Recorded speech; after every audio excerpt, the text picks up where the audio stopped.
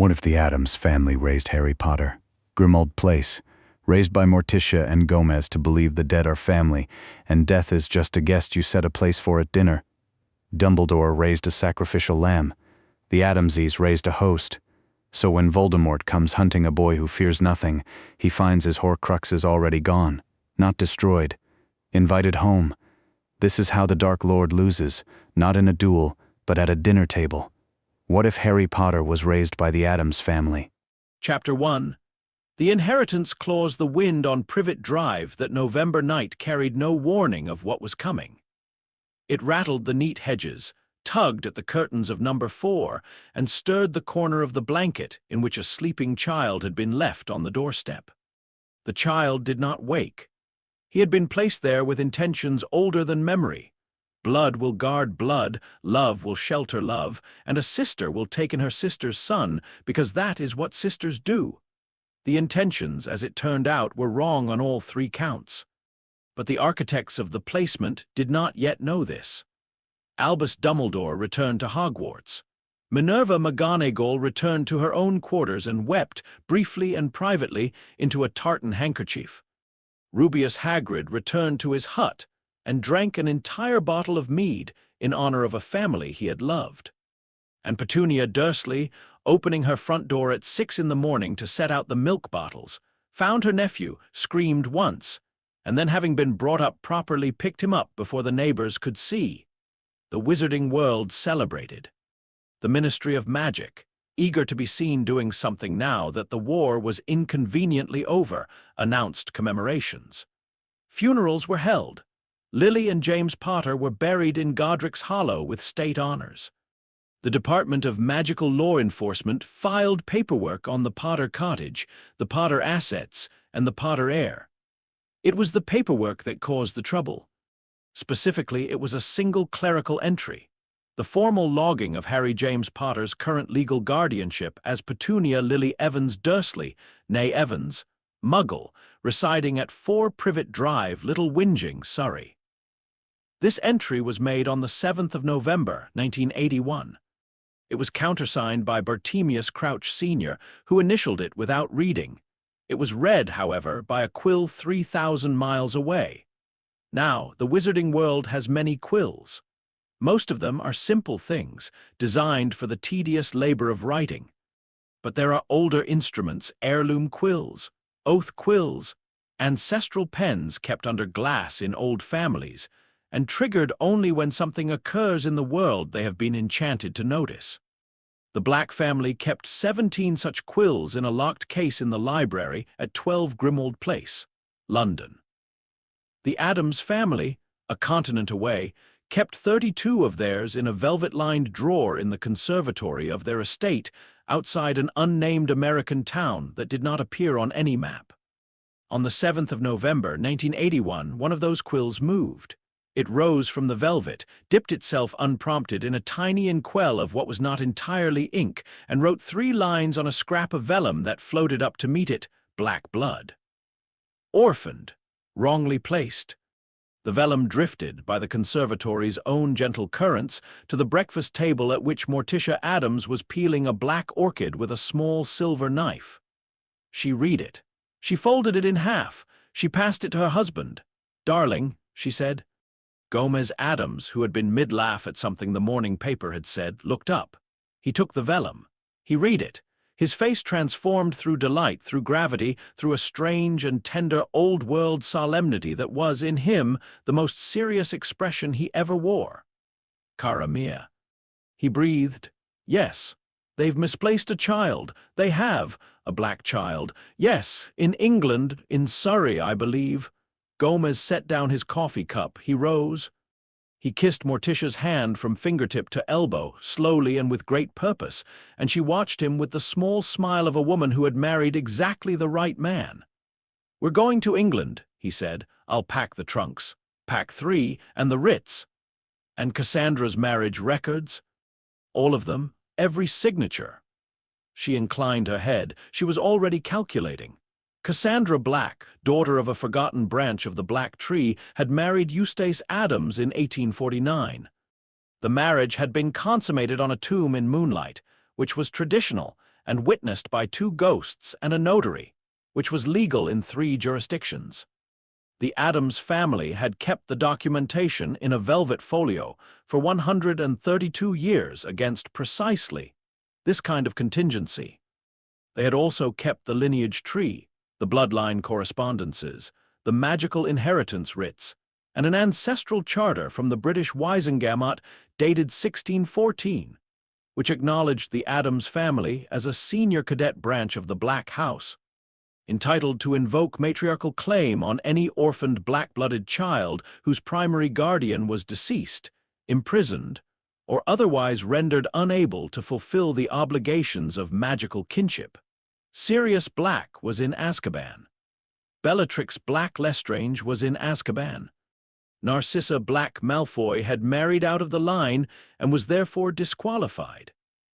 Andromeda Black Tonks had been blasted off the family tapestry, which was a magical disqualification recognized in wizarding common law. This left, as the senior surviving matriarch of the Black line by every measure that mattered in 1614, one woman. Morticia smiled. It was not a wide smile. It was the kind of smile that had once made a Spanish bishop confess to crimes he had not committed and ask, weeping, for absolution. "Wednesday will be furious to be left behind," she said. "She can come for Christmas. We don't yet know what we're walking into. We're walking into a small boy. Yes, in Surrey, Morticia."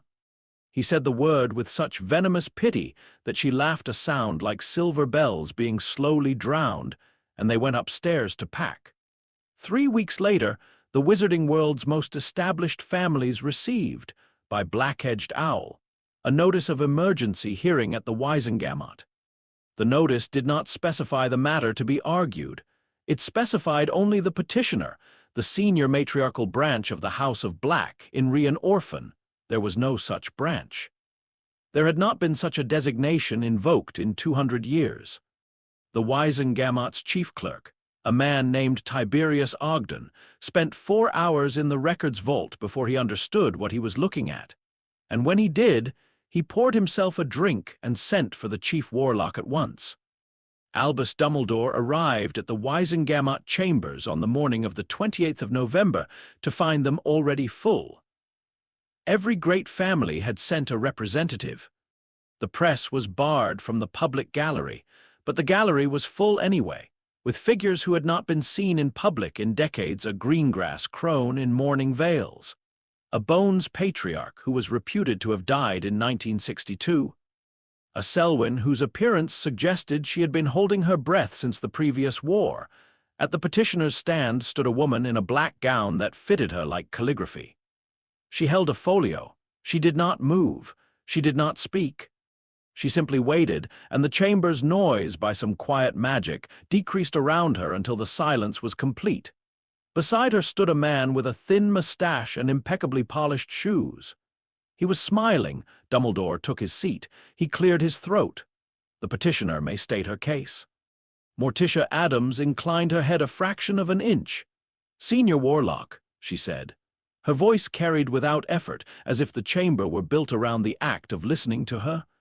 "I am Morticia Frump Addams, by marriage of the House of Addams, by blood of the House of Black, through my husband's grandmother, Cassandra Black Addams, whose marriage records I submit herewith for the chamber's review." The folio rose from her hands and floated to the clerk's desk. It opened itself. The clerk paled. "I petition this body," she continued, "for the immediate restoration of magical guardianship over the orphan Harry James Potter, currently misplaced in the residence of Petunia Dursley, a muggle, at No. 4 Privet Drive, Surrey. The child is of black blood through his paternal grandmother, Doria Black Potter. His parents are deceased. His godfather is imprisoned. His remaining wizarding kin in the senior branches are imprisoned, disqualified, or expatriate. Under the Charter of 1614, paragraph 9, subsection 3, the senior surviving matriarchal claimant of the cadet branch is bound by ancient duty to assume care of the child." She paused. She looked mildly at Albus Dumbledore. "That claimant," she said, "is me." A silence. Dumbledore folded his hands. He was, for a man often described as having seen everything, looking at something he had not anticipated. "Madam Addams," he said gently. "The boy was placed in his current home for reasons of magical protection. His mother's sacrifice invokes a blood ward of considerable power, requiring residence with her closest living blood relative. His mother's sister. Yes, who is a muggle. Yes, who did not consent to receive him.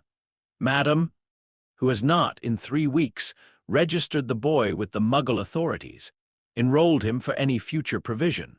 Or according to a report I was provided this morning by a most cooperative house elf attached to the Black family's London residence, purchased so much as a single garment for him." Dumbledore's fingers stilled. "The protection," Morticia said softly, "is real. I do not dispute it. But it does not require that house. It requires blood. Blood is portable, Senior Warlock. The boy carries it within him. And I will note, with some regret, that the Charter of 1614 supersedes the Statute of Blood Wards by 196 years, and was reaffirmed in 1798 and in 1856, and was last invoked successfully in 1903 by my husband's great-aunt Esmeralda, who claimed an orphaned black-blooded cousin from a misguided Lutheran orphanage in Hamburg. The boy in question went on to become the Minister of Magic for the Bavarian Confederation. The record stands. Tiberius Ogden, the chief clerk, was nodding rapidly. He had checked. It stood. Dumbledore looked for a long moment at the woman at the petitioner's stand.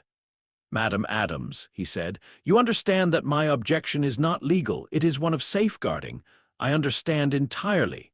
The boy is at risk. There are those who would seek to harm him. I am aware. He is, I believe, more than a boy. He is, by the prophecy that ended this war. I am aware of the prophecy." "Then you understand." "I understand," Morticia said, and now there was something very quiet and very still in her voice. "That you intended to raise him in the home of a woman who hates him, for the purpose of preserving a magical accident, so that when the time came, he would be soft enough to die for you." The chamber did not breathe. Gomez Addams, beside her, did not move. But his smile became, by some imperceptible degree, the smile of a man who has been told that someone has insulted his wife and is calmly considering which sword to use. "That is not," Dumbledore began. "That," said Morticia, "is what the prophecy implies, Senior Warlock. I have read it." The wording was not subtle. "Neither can live while the other survives. You expected him to die. You arranged his upbringing accordingly. You did not arrange for love. You arranged for unfamiliarity, distance, and pliancy. You arranged for a sacrifice." She tilted her head. "I have an alternative arrangement to propose." Dumbledore was very still. "I propose," she said, "that the boy be raised by a family that wants him, without condition, without plan, without expectation. I propose that he be raised in the house of his father's grandmother's people, in the city of his magical inheritance, by hands that will hold him gently when he is small, and let him go gracefully when he is grown. I propose that he be loved, Senior Warlock, in the absurd and total fashion that my family is known for. I propose that he be permitted at the end of his childhood to choose his own role in whatever war remains." She paused. "And if you wish, Senior Warlock, you may visit him whenever you like. We keep an excellent table. My husband makes the cocktails himself." Gomez bowed slightly. He did, in fact, make excellent cocktails. The Wisengamot voted 30 minutes later. The vote was not unanimous, but it did not need to be. The Charter of 1614 required only a simple majority on procedural grounds, and the chamber, looking at the woman in the calligraphic gown and the small, smiling man beside her, voted procedurally in her favor. 38 to 12, with 3 abstentions. Albus Dumbledore did not vote. He had no vote in a procedural matter. He sat very still and watched as the woman who had just outmaneuvered him crossed the chamber, paused before his seat, and inclined her head. "He will be welcome at Hogwarts in his time," she said softly, "and you will be welcome at our table whenever you wish." She did not wait for his reply. She and her husband swept from the chamber, and the doors closed behind them, and the wizarding world made a sound it had not made in a long time, which was the sound of being surprised. Petunia Dursley opened her front door at 9 o'clock the following morning to find a woman, a man, and a house elf standing on her porch. The woman was tall and dressed for a funeral. The man was smiling. The house elf was carrying a folded blanket and a small leather case. "Mrs. Dursley," said the woman, "I have come to collect my nephew." Petunia stared. "He is," the woman added gently, "in the cupboard under the stairs, is he not?" "He is not, Mrs. Dursley." The voice was patient. "Please do not lie to me. I find dishonesty very dull." Petunia closed her mouth. She opened it. She closed it again. She stepped aside. Morticia Addams entered the house of number 4 Privet Drive. She did not look at the photographs of Dudley on the walls, or at the vacuum cleaner left in the hall, or at the embroidered cushion that said "Home, Sweet Home" on the staircase. She walked, with the unerring instinct of a woman who had always known where she was going, to the cupboard under the stairs. She opened it. Harry James Potter, 15 months old, blinked up at her from a folded blanket on the floor. He had a bruise on his forehead that was not the lightning scar. He was very small. He had been crying recently, but he was not crying now. He looked at her with the cautious attention of a child who had not, in 3 weeks, been picked up by anyone who liked him. Morticia knelt. Her gown pooled around her like spilled ink. She held out her hands. She did not say his name. She did not coo. She did not perform any of the small theatrical gestures by which adults usually attempt to attract small children. She simply waited. Harry, after a moment, lifted his arms. She picked him up.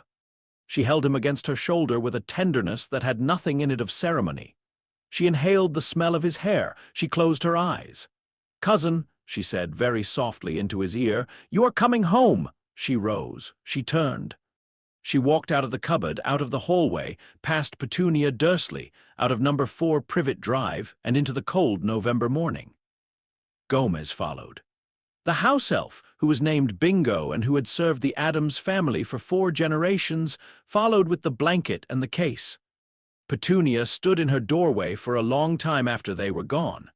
She did not move. She did not call her husband. She did not pick up the telephone. She stood there until the milk bottles on her step began to gather frost. And then she went inside, and she did not speak about the boy for 31 years, until she was an old woman dying of a small grief she had never named. The journey to 12 Grimmauld Place was made by International Portkey, authorized by the Wisengamot itself as part of the procedural ruling. The Portkey deposited the Addamses in the small black-tiled foyer of a house that had been sealed for 6 months and uninhabited, in any meaningful sense, for years. The house was dark. The house was cold. The house was, in the most literal sense, sick, the kind of sick that old wizarding houses become when their families have been imprisoned and their secrets have been left to fester. Doxies nested in the curtains. The chandeliers were sticky with something that was not dust. The portraits on the walls were silent, watching, waiting to see who had come. In the entrance hall, behind moth-eaten velvet curtains, the portrait of Walburga Black was screaming. It was the kind of screaming that had become, over the empty months, a habit, a screaming that no longer required an audience. The portrait was screaming about blood traitors and mudbloods and the desecration of the noble and most ancient house, and she had been screaming intermittently since June. Morticia, holding Harry against her shoulder, paused in the entrance hall. She listened. Then she crossed to the curtains. She drew them open. She regarded the screaming portrait of Walburga Black for a long, patient moment. Walburga, mid-shriek, faltered. The portrait had not been truly looked at in many years. Most visitors flinched or screamed back or ran past with their hands over their ears. This woman was simply looking at her with an expression of grave, attentive consideration, as if Walburga were a difficult but beloved aunt who had been speaking somewhat too loudly at dinner. "Cousin Walburga," said Morticia softly. Walburga blinked. "I am Morticia Frump Addams, by marriage of the House of Addams, by blood of the House of Black through Cassandra Black Addams, your great-great-aunt. I have come to claim the matriarchal stewardship of this house and the black-blooded orphan I carry in my arms. I should like, with your permission, to restore your home." Walburga, in her portrait, opened her mouth. She closed it. "I have been," she said slowly, hoarsely, in a voice that had not used itself for anything except shrieking in many years, "waiting. I know, cousin. I have been waiting for someone to come. I know. My son, Sirius, is in Azkaban. Regulus is in the lake. I am very sorry. Both of them, yes. Walburga's portrait, for the first time anyone living could remember, began to cry. They were silent tears, painted tears, but they were real. Morticia, still holding Harry against her shoulder with one arm, lifted the other hand and pressed her fingertips very gently to the surface of the portrait, just below Walburga's painted cheek. "Cousin," she said, "I am going to make this house beautiful. Will you let me?" Walburga, weeping, nodded. "Will you let me hold dinners here? Will you let me raise a child within these walls? Will you let me invite people who love you to come and visit and remember your sons and your house and your name?" "Yes," Walburga whispered. "Yes. Thank you, cousin." Morticia stepped back. She turned. She crossed the entrance hall to where Gomez was waiting, watching her with the particular helpless adoration that he reserved for moments in which his wife was being terrifying and gentle at once.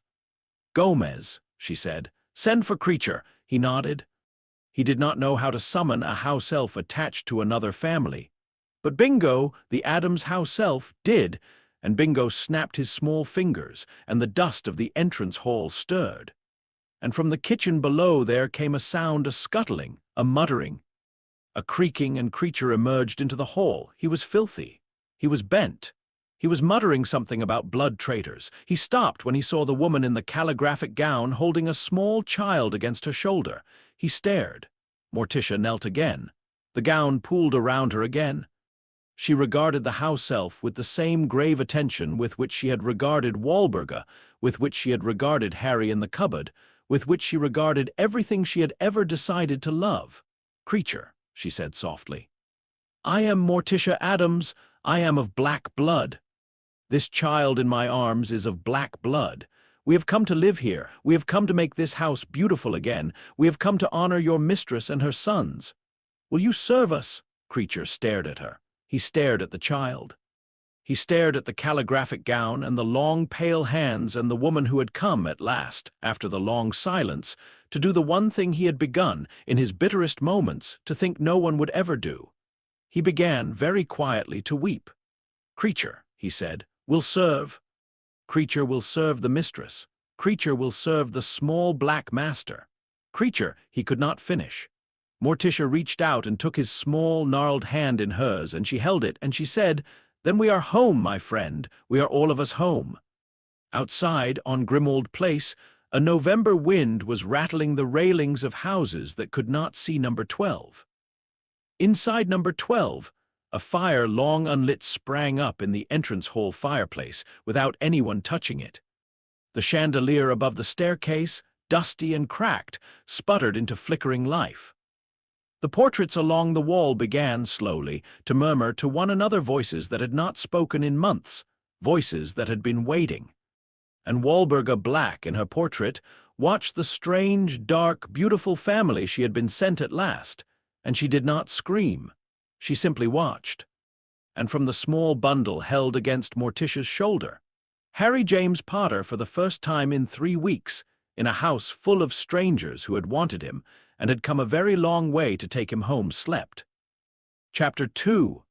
An education in things that are not dark, merely misunderstood. 6 months into the Addams residency at 12 Grimmauld Place, the house no longer looked the way Sirius Black had remembered it as a boy.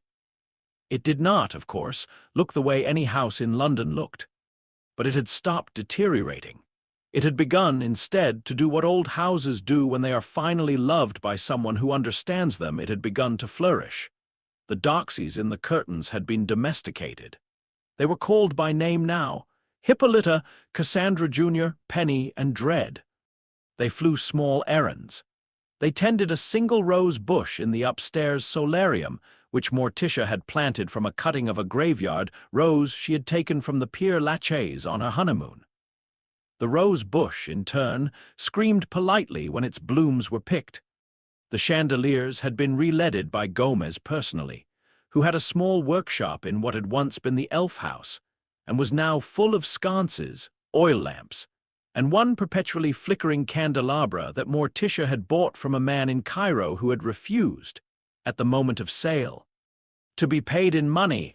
The portraits had been spoken to, all of them, individually. Morticia had given each portrait, even the ones who had not addressed a living person in 80 years, 1 full hour of her time in which she sat in a chair before the painted face, and listened and asked their names, and asked what they wished to be called, and asked whether there was anyone they would like to be visited by, and whether the lighting in their corridor suited them, and whether they would prefer, perhaps, a different wall. Walburga Black, who had screamed for 6 months without ceasing, had not screamed in 147 days. She spent her time, instead, discussing genealogy with the small boy whom Morticia carried with her on her rounds. Walburga did not approve of all small boys. She approved of this one. He was, as she had pointed out repeatedly to Morticia, quiet, which was the highest praise her painted face was capable of issuing. Harry James Potter, 2 years old, was indeed quiet. He had not yet, in the Addams household, encountered any particular reason to make noise. When he was hungry, he was fed. When he was tired, he was rocked. When he cried, which he did in the early months, with the suspicious tentativeness of a child, unsure he was permitted to, he was held until he was finished, by hands that did not flinch or stiffen or sigh. He was, in those early months, learning a thing he had not learned at No. 4 Privet Drive, which was that crying did not provoke anger. It provoked, instead, soft singing in a low voice, in a language he did not yet recognize as Spanish, and the gentle pressure of a long hand on the small of his back. By the time he was 3, he had stopped crying altogether. Not because he was suppressing it, but because he had run out of the specific small griefs that had required it. He had a home. He had a bed. He had a great-great-cousin in a portrait who told him bedtime stories about her sons. He had a house elf who watched him sleep with the solemnity of a sentry on a city wall. He had, by the spring of his 4th year, begun to garden. The garden at 12 Grimmauld Place was small, walled, and accessible by a stone door from the back kitchen. It had been, when the Addams family arrived, a square of dead earth in which nothing had grown for a decade. By the time Harry was 4, it was a thicket. Morticia knelt in it most mornings. She wore the same long black gown she wore everywhere, with leather gardening gauntlets that came up to her elbows and a wide black hat that cast her face in shadow. She did not, generally, smile when she gardened. Gardening, she had explained to Harry on his first visit, was not a smiling activity. It was an attending activity. "You are listening to the plant," she said, one cold morning when Harry was 4½ "You are asking it what it wants." Harry, in a small black coat that Bingo had sewn for him from one of Gomez's old waistcoats, knelt beside her. He was looking with great seriousness at a row of small dark sprouts in the wet earth. "What does it want?" he asked. "Different things. Each plant wants a different thing." "How do I know?" you ask. You wait. You listen with the part of you that is not your ears. She placed her gauntleted hand over his small bare one and lowered it to the earth, above the nearest sprout. She held it there. She did not say anything else. Harry, knowing this game from Walburga's portrait stories, do not speak when the dead are listening, did not say anything either. After a long moment he said, "It is thirsty, but not for water." Morticia, beneath the brim of her wide black hat, smiled. It was a smile no one else but the boy in the sprout would ever see. "What for, my darling?" "For something else." Harry frowned. He was 4. He did not have the words. "Something under." "Yes," said Morticia softly. "It wants what is under. It wants bone and ash and the memory of something living. Shall we give it some?" Harry nodded. She produced, from a small leather pouch at her belt, a powder. It was gray. It smelled of something that was not unpleasant, but was very old. She sprinkled it with great care around the sprout. The sprout, after a moment, shivered. Then it grew visibly, in the space of about a minute by 1½ inches. Harry watched this with the wide, attentive eyes of a child who had been told, in 3 years of his life, that magic was not unusual, and was not to be remarked upon, and was simply what one did with the morning. "What was that?" he asked. "Ash," said Morticia. "From a friend of mine. She is buried in Vienna. She loved gardens. I keep a little of her for the plants, and she is very pleased to be of use. Harry considered this. Will I be Ash one day? In time, and you will be very useful to a great many plants if you wish to be. I will speak with the rose bush about saving a place for you. Thank you, said Harry gravely. Morticia inclined her head, and they returned to the work of asking the next sprout what it wanted. This was, by general consensus of his later teachers at Hogwarts, the foundational lesson of Harry James Potter's life. He did not remember it, in the way children do not remember any single moment of their 4th year, but he carried it. He carried the certainty, planted that morning beside a thirsty sprout, that the world was full of things which wanted other things, and that the right work of a person was to ask, and to wait, and to give. He carried the absence of the lesson. He had not been taught the lesson that some things were unspeakable, and some things were forbidden, and some things were dark. He had never met that lesson. He never would. Wednesday Addams arrived in London for the first time the summer Harry was 5.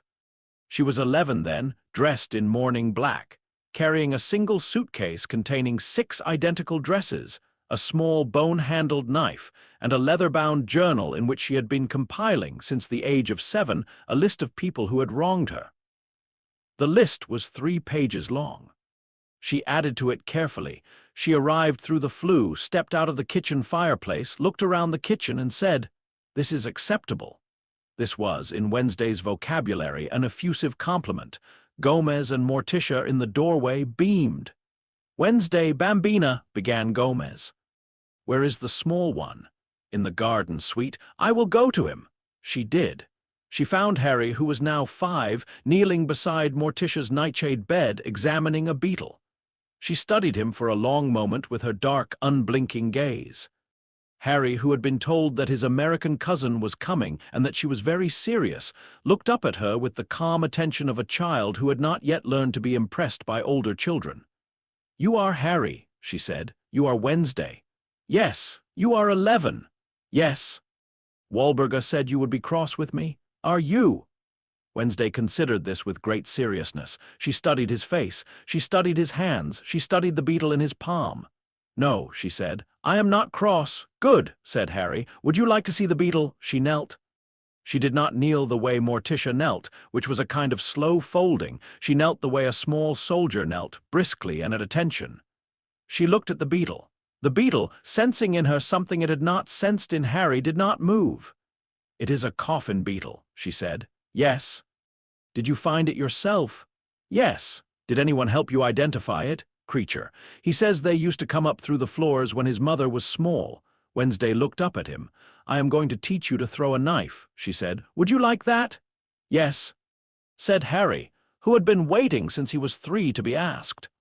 Wednesday took the beetle from his hand, set it down with great care so that it could go about its business, and led Harry by the wrist into the house, where she remained, with brief interruptions for boarding school in Paris, for the remainder of his childhood. They were not by any law of blood siblings. They became, by daily observation and constant conspiracy, something more inarguable than siblings. They became partners. The boy and the older girl who had decided, on the day she met him, that he belonged to her. Wednesday taught him to throw a knife first at boards, then at targets, then at a slowly swinging melon she had charmed to pretend it was a Death Eater. She taught him to walk silently. She taught him to look at adults without speaking until they grew uncomfortable and looked away. She taught him to read aloud from poetry in a flat, terrifying monotone that caused house elves and visitors alike to weep without knowing why. She taught him, by example more than by instruction, to be unflappable. The only thing she could not teach him to do was lie. He had inherited that incapacity from Morticia, who had inherited it from her own mother, who had inherited it from a grandmother in the Carpathians who had been famous in her day for telling visiting officials precisely what she thought of them, in a voice that did not raise. Sirius Black received his first weekend release from Azkaban in the summer Harry was 6. The release had been engineered by Morticia. She had begun engineering it from the day she arrived in London, on the grounds that a man who had never received a trial could not be considered legally convicted. The ministry had argued for 2 years. They had then argued for 2 years more. By the summer of 1986, having received 17 separate writs from a woman who appeared every time in the same calligraphic black gown and the same patient smile, the ministry had granted Sirius Orion Black weekend release on the personal recognizance of Morticia Frump Addams, who had signed for him as if he were a library book. He arrived at Grimmauld Place on a Friday evening. He was thin. He was unshaven. He smelled of the dampness that follows men out of Azkaban for the rest of their lives. He stepped out of the entrance fireplace into a hall he had not seen in 5 years, looked around, opened his mouth to say something, and stopped. The hall was full of light. There were candles, and there were the chandeliers, and there was the fire in the entrance hall hearth, and there was through the doorway to the drawing room the warm, dim glow of a room in which a family was at dinner. He could hear them. He could hear Gomez laughing. He could hear a child's voice asking a question, and a woman's voice answering it patiently, and another child's voice, dry and small, making some observation that caused the adults to laugh again. Sirius Black stood in the entrance hall of the house he had hated since he was 11 years old, and he listened to the sound of his family laughing in the next room, and he discovered that he was crying. Morticia found him there 3 minutes later. She did not, in her usual fashion, say anything. She simply took his arm in the same gauntleted way she took the arms of her own husband, and she led him into the drawing room, and she said, "Harry, this is your godfather." Harry, who had been waiting for this introduction for as long as he could remember, slid down from his chair and walked, with the small, grave formality he had learned from his cousin Wednesday, across the drawing room. He stopped before the thin, shaking man at the door. He looked up. He extended his small hand. "Hello," he said. "I am very pleased to meet you. Walburga has told me you were her favorite." Sirius Black, the prisoner of Azkaban, looked down at the child of his dead best friend, who had been raised in a house he had hated by a woman he had never met, and who was now informing him, with the brisk old-world courtesy of a 5-year-old diplomat, that his mother had loved him. He did not know what to do. He knelt. He took the small hand. He held it. He could not for a long moment speak. Wednesday, behind Harry, watched with her unblinking gaze, prepared at any moment to stab the godfather if he disappointed. "Hello, Harry," said Sirius at last, hoarsely. "I am very pleased to meet you too." Harry nodded, satisfied. He turned to his cousin. "He is acceptable," he said. "Provisionally," Wednesday corrected. "Provisionally," Harry agreed. Sirius laughed a cracked, half-sobbed laugh, and Morticia, with infinite tenderness, took her cousin Sirius's arm and led him to the dinner table, where Gomez was already pouring him a glass of wine.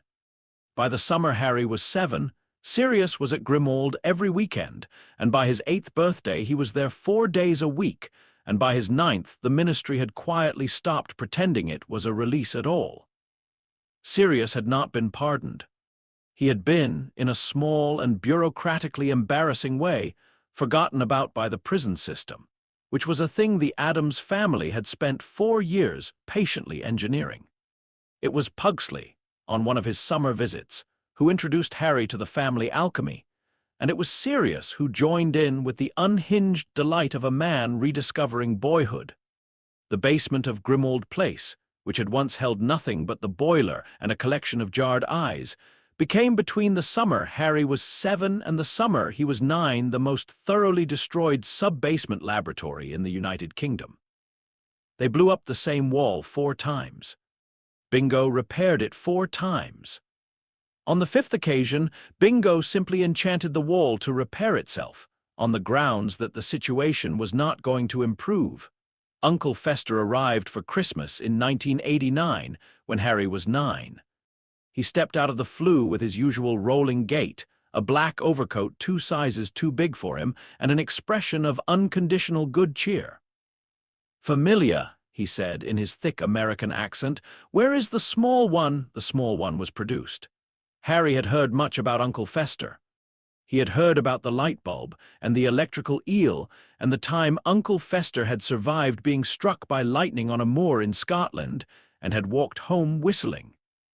He looked up at Uncle Fester with the particular curiosity reserved for famous relatives. Uncle Fester regarded him. He squatted with a popping of knees.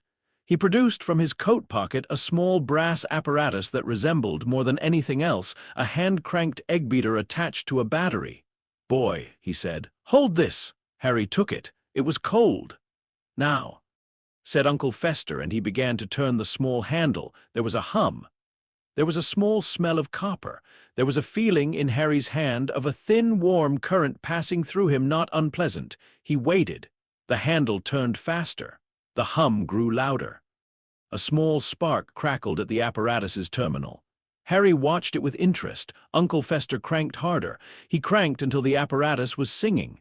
A brief, bright arc of electricity leapt from the terminal to Harry's thumb. Harry blinked. "Did you feel that?" said Uncle Fester. "Yes." "Did it hurt?" "No, it tickled." Uncle Fester laughed. It was not a cackle. It was a deep, joyful, almost reverent laugh, the laugh of a man who had been waiting 9 years to find out something important and who had just found it out. "Familia," he called. "The boy is one of ours." Morticia in the doorway smiled. Gomez, behind her, kissed the back of her neck. "Welcome, Cara," he said to no one in particular, "to the family." Harry, who had been working on the assumption that he had been in the family since November of 1981, did not understand the ceremony. But he understood by the looks on the adult faces that something had been confirmed which had been hoped for. He held the apparatus a moment longer. He cranked it himself. The arc came again, brighter this time. He laughed. It was the first time Sirius Black had ever heard him laugh out loud. The necromantic awakening happened, as Morticia had quietly anticipated, in the spring of Harry's 10th year. It happened in the second-floor corridor, before a portrait that had been hung there in the autumn of 1979 and had not, in 11 years, been spoken to by anyone living. It was the portrait of Regulus Arcturus Black. Harry had passed it 1,000 times. He had been told whose portrait it was. He had been told that Regulus had died, and that Sirius's brother had been brave in a way no one had recognized until too late, and that the portrait had been silent since the day it had been hung because Regulus had been painted only weeks before his death, and had not yet had time to become himself. But that spring afternoon, Harry stopped before the portrait, and he looked up at it, and he said, "You have something to tell me, don't you?" The portrait, which had been silent for 11 years, opened its eyes. It was not, in any conventional sense, a magical event. Portraits open their eyes. That is what portraits do. But this portrait had not opened its eyes since it had been hung, and the dust on its frame fell in a fine gray rain to the corridor floor. Regulus Black, painted at 18 years old, looked down at his cousin's son. "Yes," he said, "I have been waiting for someone who could hear me." Harry nodded. He sat down on the floor in front of the portrait. He folded his small hands in his lap. "Tell me," he said. Regulus did. He spoke for 2 hours. He spoke of a locket, and a cave by the sea, and a draught of despair, and a house elf named Creature, and a thing his cousin Voldemort had done to a piece of his own soul. He spoke of his death, which he had chosen, and which had not been enough. He spoke of his hope small, painted, 11 years old, that someone someday would finish what he had begun. Harry, 10 years old, listened. He did not interrupt. He did not ask questions until Regulus was finished. Then he said, "I will help you. I cannot do it alone yet. But I will help you when I can." "Thank you," said Regulus. "May I bring Creature, please? May I bring Wednesday? Of course. May I bring Sirius?" Regulus's painted face, 18, frozen, 6 months from death, went very still. "Yes," he said softly. "Please bring Sirius." Harry rose. He bowed, with the small, grave formality his cousin had taught him. He turned. He walked down the corridor toward the kitchen, where his family was at lunch, with the calm, purposeful gait of a child who had just acquired a quest. It was in the same year, only weeks later, that the lesson of the compulsion came. There was a ghost in the cellar of Grimmauld Place, a small, anxious, gray ghost of a kitchen maid who had died there in 1808 and who had never managed to leave. She did not haunt, she lingered. She wept softly in corners. She apologized for being underfoot. Harry, who had grown bold with his necromantic listening that year, decided one afternoon that he would like a biscuit and that the kitchen maid should fetch him one. He concentrated. He found, with the part of his attention that was not his ears, the small gray shape of her in the pantry.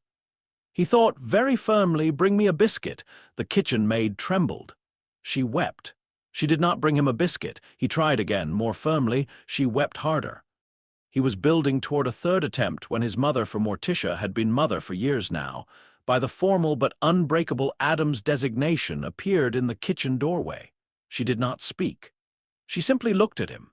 Harry, who had inherited his mother's incapacity for lying, said, "I was trying to make her fetch a biscuit. I see." It was not working. "No. Why?" Morticia crossed the kitchen. She sat down in the chair opposite him at the kitchen table. She folded her long, pale hands. She looked at him with the gravity she reserved for the rare occasions on which her son had done something she did not approve of. "Harry," she said, "what is the dead woman in our cellar?" "A ghost." "Yes, but before that—" "A kitchen maid." Before that, he thought, a person. A person? A woman, who had a name and a mother and a small life and a death she did not choose, and now lingers in our home frightened because she does not know how to leave. Is that correct? Yes. "Tell me, Kara, what is the difference between her and Creature?" He thought hard. Creature is alive. Yes, so she is less because she is dead. Is she less? He thought harder. No, he said slowly. No, she is family who has gone before us. She is older than your great-great-aunt. She is, in many ways, more vulnerable than your great-great-aunt because she cannot eat or sleep or rest, and she has been frightened and alone in our cellar for 182 years. And you decided, my love, to compel her to fetch you a biscuit. He looked down. I am sorry. I know. I did not think of her as a person. That is the lesson, Harry. That is the entire lesson. The dead are not our servants. They are family who have moved away. We may ask. We may invite. We may grieve. We may speak with them as equals, and we may listen to them as the elders they are. We may not command. Do you understand? Yes, mother. What will you do now? I will go to the cellar. I will apologize. I will ask if there is anything she would like. I will not try that again. Good. He rose. He did not quite cry. He had been raised against tears for foolishness. But his small face was set with the seriousness of a child who has been corrected by the only person whose correction he could not bear. He turned to go. Harry, he stopped. Yes, mother. You are not in trouble. You are being raised. They are not the same thing. He nodded. He went to the cellar. He apologized. The kitchen maid, who had not been spoken to like a person in 182 years, wept again, but this time differently. He sat with her for an hour. He listened to her name, which was Edith. He brought her, at the end of the hour, a single biscuit, which he placed in the dust on the cellar floor as an offering, and which Edith could not eat, but which she watched, for many days afterwards, with the particular reverence of someone receiving a flower at her own grave. Harry James Potter was 10 years old when the Hogwarts letter arrived in the summer of 1991, addressed in green ink to Master H.J. Potter, the Conservatory, 12 Grimmauld Place, London. He read it at breakfast. He passed it to his mother. She read it. She passed it to his father, who read it, kissed her hand from fingertip to elbow in the way he always did, and said, Well, cara mia, he is going to school. He is going to school. And the world, said Gomez, smiling that slow, terrible, delighted smile, is not ready. Wednesday, across the table, looked at Harry with her unblinking gaze and said, Try not to be too kind to them, Carigno. They will not understand.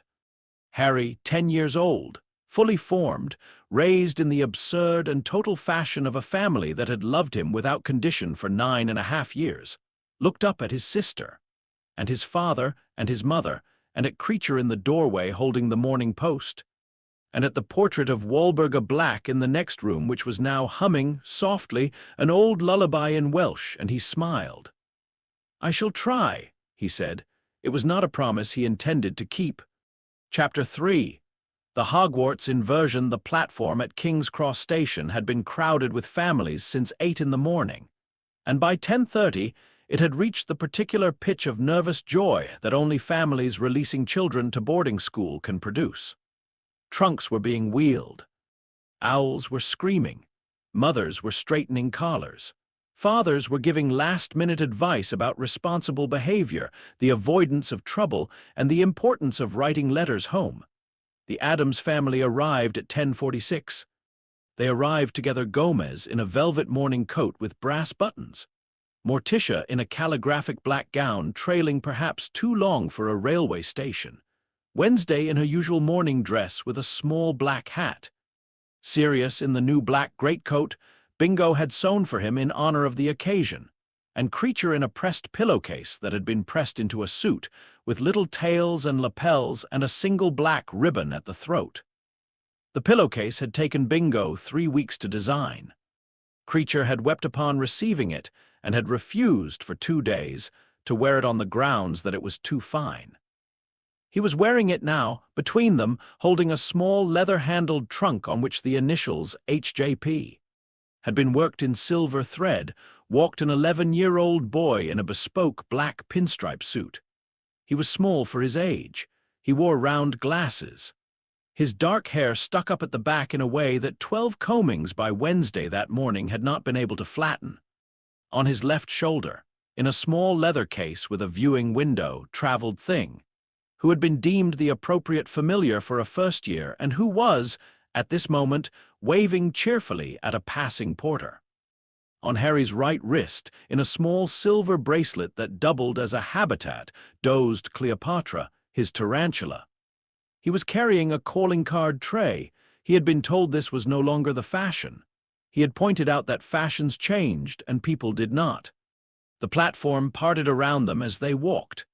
It did not part because they were rude, or because they pushed, or because anyone said anything. The platform parted the way water parts around a stone in a river because they were there, and they were what they were, and the platform's other contents adjusted to make room. A small Weasley boy with red hair, who had been standing beside his mother trying to memorize the platform's column markers, stopped speaking mid-sentence and stared. His mother, Molly, followed his gaze, took in the procession, and said very quietly, "Oh!" Morticia, passing, inclined her head. "Mrs. Weasley, good morning." Good morning, Mrs. Addams. My son starts today, as does mine. I hope they shall be friends." Yes, I hope so too." Morticia inclined her head again. They moved on. Molly Weasley watched them go, and then she looked down at her youngest son, and she said, with the particular maternal pragmatism that had raised 7 children, "Ronald, you will be civil to that boy. He has been raised by interesting people." Ronald, 11, nodded helplessly. He had not yet learned to do anything but stare. The farewell at the train door was, for an Addams farewell, restrained. Gomez kissed his son 3 times, once on each cheek and once on the forehead. Morticia knelt even on the dirty platform. She knelt and held him by the shoulders for a long moment and said only, "Write to us, often, about everything." "I shall, even the small things, especially those." "Good." She kissed him on the forehead. "Now go and disappoint absolutely no one in our family, which is to say, terrify them all." "I shall try." Wednesday handed him a small, slim, leather-bound book. "Your travel poetry. Read aloud on the train. The Yeats, if anyone challenges you." "Thank you, sister." Sirius could not, for a moment, speak. He simply rested his hand on Harry's shoulder. "James Wood," he began. "I know," said Harry. He would be, "I know, godfather." Sirius nodded, blinking, and stepped back. Creature last bowed at the waist with the formality of a small undertaker. Creature will keep the master's room. Creature will dust the master's books. Creature will be waiting at the master's return. "Thank you, Creature." Harry boarded. He found a compartment, mostly empty, that was occupied at one end by a small round-faced boy who was searching his pockets with mounting distress. Harry sat down opposite. He set his trunk on the rack. He removed Thing from his shoulder and set him on the seat. Thing immediately began to inspect the boy's situation. "Have you lost something?" Harry asked. My Toad, Trevor." "Ah, Toad familiars are notoriously discontented. Have you given him a name?" Trevor. "Yes, apart from that, a secret name." The boy blinked. "No, you see. Toads only stay with people who know their secret name. My mother told me this. She had a toad as a girl. She called him Sebastian publicly and Heart of Stone privately, and he never once tried to leave her. I am Harry Potter. You may be Neville. How did you? Wednesday told me a Longbottom would be at school this year. You have a Longbottom nose. It is a very fine nose. Shall we look for your toad together? Neville Longbottom, who had spent the first 11 years of his life being told he was not very magical and was probably going to be a great disappointment to his grandmother, looked at the small boy in the pinstripe suit who had just told him he had a fine nose, and he made a decision. He had no language yet for the decision. He simply made it. He nodded. They went looking for Trevor. They were joined, in the third compartment, by a bushy-haired girl named Hermione Granger, who had been helping a different student look for a different familiar, and had stayed on with Harry because, as she explained to him later, she had never met anyone who asked questions in the order he asked them. They were joined, in the fifth compartment, by Ronald Weasley, who had been told by his mother to be civil and who had been waiting for an excuse to introduce himself. They were joined, in the seventh compartment, by Trevor, who was eventually located behind a window blind in the company of a sympathetic owl. By the time the trolley came round, they had become in the particular frictionless way that children sometimes do afore. None of them quite knew how. None of them remembered later who had spoken first. They simply, by the time the trolley came round, were sitting together, and Harry was offering Hermione a chocolate frog with the absurd formality of a man hosting a state dinner, and she was accepting it with the absurd formality of a woman attending one. Draco Malfoy slid open the compartment door at 2:30. He was flanked on either side by Crabbe and Goyle, who had been pressed into service as flankers from the age of 6 and who had never been entirely sure what they were flanking for. "Is it true?" said Draco. "They're saying it's true. Harry Potter is on the train." Harry looked up. He set down his book. He rose. He inclined his head a degree. "Mr. Malfoy, good afternoon." Draco, who had prepared a small speech about the proper sort of friends to make at school, faltered. "Yes," he said. Good afternoon. I am Draco Malfoy, of the Wiltshire Malfoys. Your father is Lucius. Your mother is Narcissa, née Black. We are, then, cousins. I am very pleased to meet you. May I introduce my compartment? This is Hermione Granger of London. This is Ronald Weasley of Ottery St. Catchpole.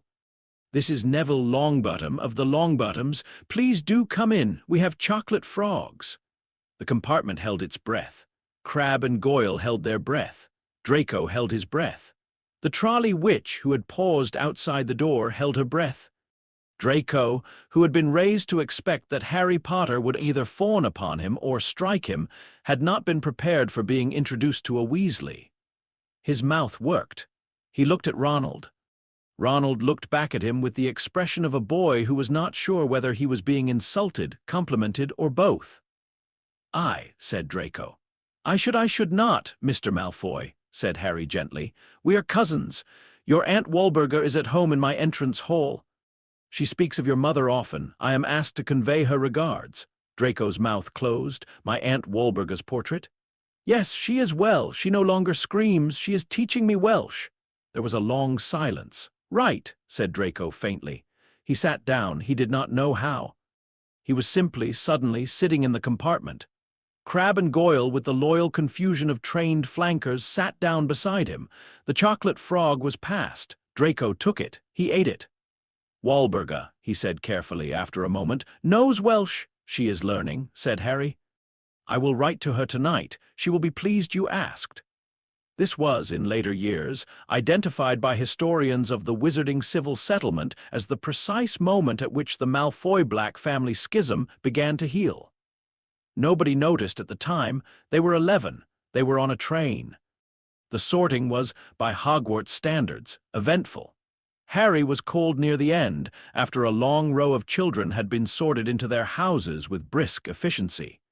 He approached the stool with the same small, grave courtesy with which he had approached everything in his life. He sat down. He inclined his head as the sorting hat was lowered onto it. He folded his hands in his lap. There was a long pause. Then the hall heard every soul in it, Students and ghosts and headmaster are like the Sorting Hat, speak inside Harry's mind, and Harry speak back, not silently but aloud, in the manner of a boy who had been raised to consider eavesdropping rude. "Difficult," said the Hat. "Very difficult. I shall try to make it simpler for you, sir. You are not what I expected." "No, sir, I rarely am. What did you expect?" A boy, frightened, brave. "I am sometimes brave. You are not frightened." "No, sir. Why not?" Harry considered this. He considered it with the seriousness with which he had been raised to consider all of his mother's questions. "I was not taught to be," he said. "Should I have been?" The Hat, which had sorted children for 900 years and had thought, at various points, that it had heard everything made a small sound that was either a laugh or a cough. "Where," said the Hat slowly, "would you like to go? Where do you think I should go? You have ambition." "Slytherin." "I have ambition. Yes, may I ask, would you like to be friends?" There was the longest pause of the evening. "Friends?" "Yes, sir, you are 1,000 years old. You have known every Hogwarts student. You are full of voices. You must be lonely. I should like, if it is permitted, to come and sit with you in the headmaster's office sometimes, and read aloud to you, and listen if you wish to speak. We have a portrait at home that has been silent for many years, and Mother says that the silent ones are usually the loneliest. I do not think you should be lonely, sir." The Sorting Hat, in front of 312 students, 4 ghosts, 12 professors, and the headmaster of Hogwarts, did something it had not done in 900 years. It cried. It was a small sound. It would not have been audible past the front row. But the front row heard it, and the headmaster heard it, and Professor McGonagall, who was holding the Hat's stool, heard it, and her hand on the stool tightened. "Slytherin," said the Hat at last, hoarsely. "And yes, child, yes, please." The hall, which had been holding its breath, exhaled. The Slytherin table, after a stunned moment, applauded uncertainly at first, then with a strange rising warmth, because their new first year had just made the Sorting Hat cry, and they understood, without quite understanding, that something unusual had been added to their house. Draco Malfoy, in his seat, applauded with his hands above his head. At the staff table, Severus Snape was very still. He had been still since Harry had entered the hall. He had watched the boy walk the length of the room with the small grave gait that was not James Potter's gait, and was not Lily Evans's gait, and was not any gait he had ever expected to see. He had watched the boy bow to the Hat. He had heard the boy ask the Hat if it would like to be friends. He had heard, with a part of himself he had walled off in 1981 and had not unwalled since, the Hat say yes. He realized, very distantly, that he was going to have to entirely replan his year. The first potions lesson, which Snape had been writing in his head for 10 years, had been built around a specific cruelty. He had intended to humiliate the Potter boy in front of his entire class. He had intended to ask 3 questions in succession that no first year could answer, and to use the boy's silence as the foundation of a long, slow, hostile pedagogy. He had planned it as carefully as one plans a meal. What happened was this. Snape, having swept into the room and delivered his usual cold preamble, fixed Harry with his blackest stare and said, "Potter, what would I get if I added powdered root of asphodel to an infusion of wormwood?" Harry stood up. He inclined his head. He said, "The draught of living death, sir. A sleeping draught so powerful that it mimics death itself. Mother makes it every Tuesday. It is excellent for the rose bush." The class did not breathe. "Where," said Snape, "would you look if I told you to find me a bezoar?" "In the stomach of a goat, sir. We keep 3 jars in the pantry." "Creature disapproves of them, but he keeps them dusted." "What is the difference between monkshood and wolfsbane?" "There is none, sir. They are the same plant, also called aconite. Mother grows it in the south bed. She speaks to it in Latin.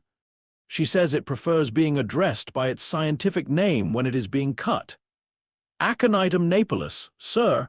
The class did not breathe.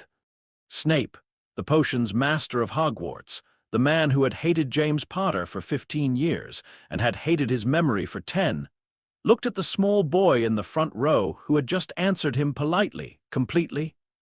and with the unconscious confidence of a child who had been raised among potions ingredients in the way other children were raised among toys, he could not for a long moment speak. "Sit down, Potter," he said at last. "Yes, sir." Harry sat. The lesson proceeded. It proceeded, in fact, very well. By the end of it, the entire class had brewed a passable boil-cure potion, and Snape, who had not given a passing mark in a first-year practical in 9 years, had given 6. Harry's was not among them.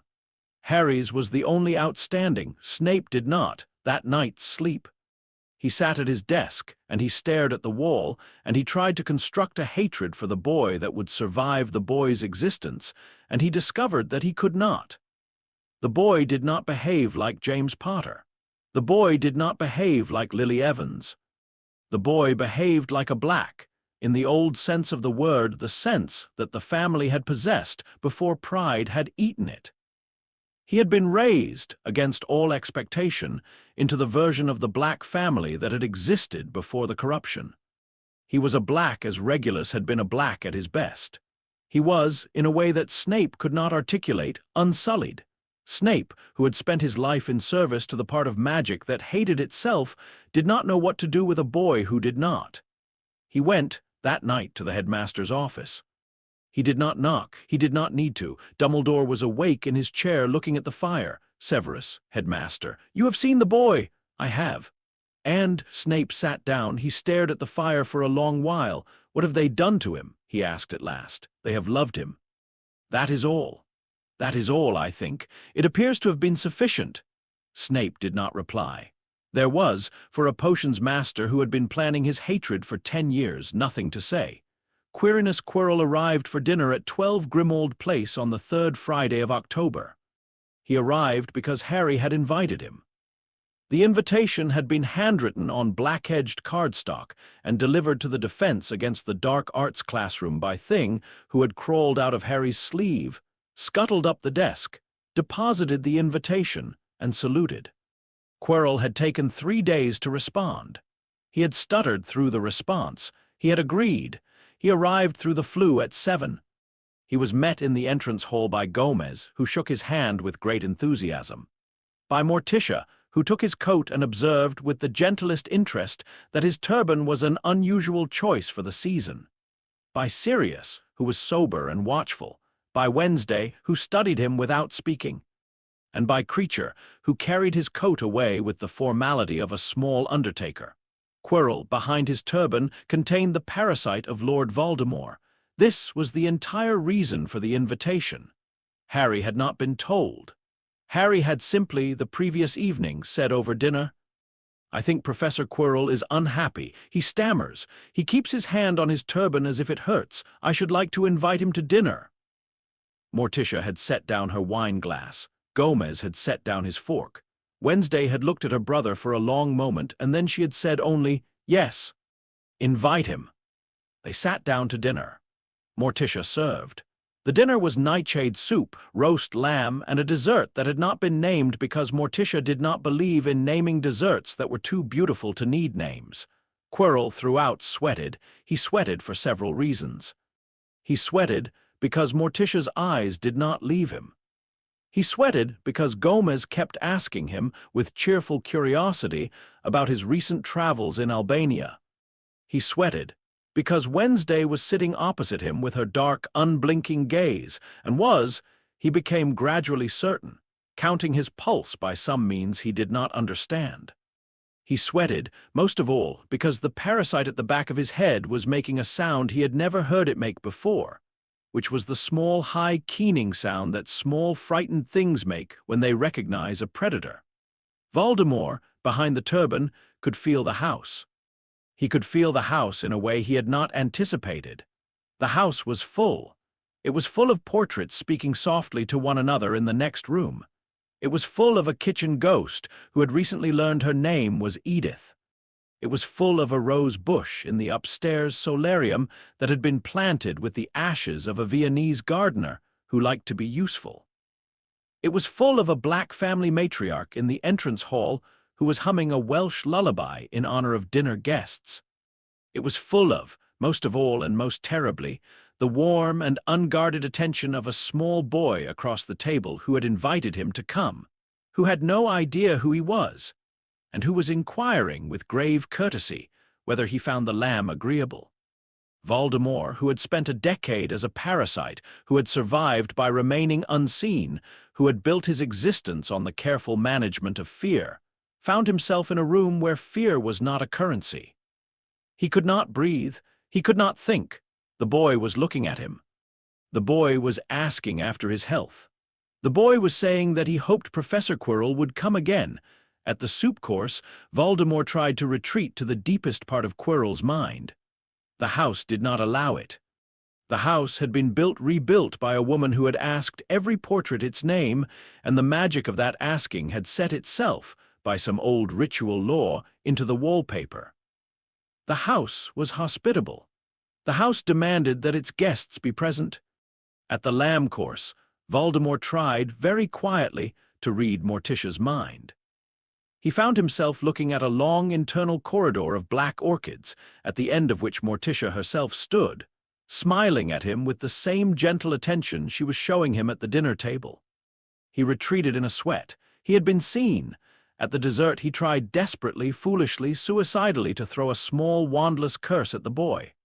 The curse went into the dessert, which absorbed it and turned a slightly different shade of purple. Morticia, without looking up, took a bite. "MMM," she said. "Splendid. Mr. Quirrell, do please tell us about your time in Albania. Was there much parasitic flora? I am told the country has a remarkable selection." Voldemort fled. He fled, that is, from Quirrell. He could not remain in the man another hour.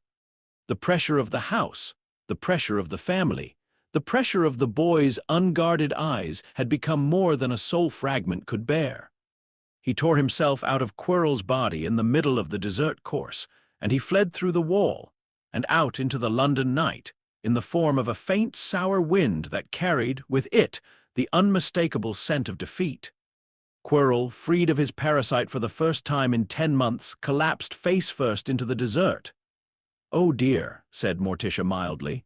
She rose, she crossed to him, she felt his pulse, she straightened. "He is alive! The parasite is gone! Gomez, would you fetch a blanket?" Wednesday, send for Madame Pomfrey by Flew. "Harry, my love, would you bring him a glass of water?" Harry, who had spent the past hour observing his guest with mounting concern, asked, "Mother, what was wrong with him?" "He was being inhabited by an unwelcome lodger, Kara. The lodger has now left." "Oh, will the lodger come back?" To Professor Quirrell. "No, he has learned, I think, that this is not a house he can visit comfortably." "Good," said Harry. He brought the water. The stone, several floors and 3 corridors and 1 mirror away at Hogwarts, was never threatened. It sat in its chamber, perfectly safe, behind Fluffy and the chessboard and all of Professor Snape's clever logical puzzles, until Albus Dumbledore, 2 months later, quietly destroyed it on the grounds that it was no longer needed. The Chamber of Secrets opened the following autumn. It opened because Lucius Malfoy, who had been waiting for an opportunity since the previous spring to embarrass Arthur Weasley, slipped Tom Riddle's diary into the cauldron of his daughter Ginny in flourish and blots. He did this on the 2nd of September. The diary began to whisper to Ginny on the 3rd. By the 7th, she was writing back to it. By the 15th, she was hers, and it was hers, and it was beginning to use her. It used her for the first time on the night of the 31st of October to write upon the wall of a Hogwarts corridor. "The Chamber of Secrets has been opened. Enemies of the air, beware!" The school panicked. The students panicked. The Mrs. Norris incident was thrilling. The first-year Slytherin boys held a small celebration. Harry, who had heard about the diary from Ron, who had a sister, and who had observed Ginny's increasing strangeness over the previous month, went, that same night, to a part of the castle no one had been to in 1,000 years.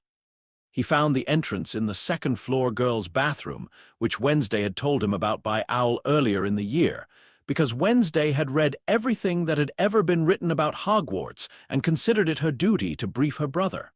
He spoke to the basin. The basin opened. He went down. The pipe was long. The bottom was bone-strewn.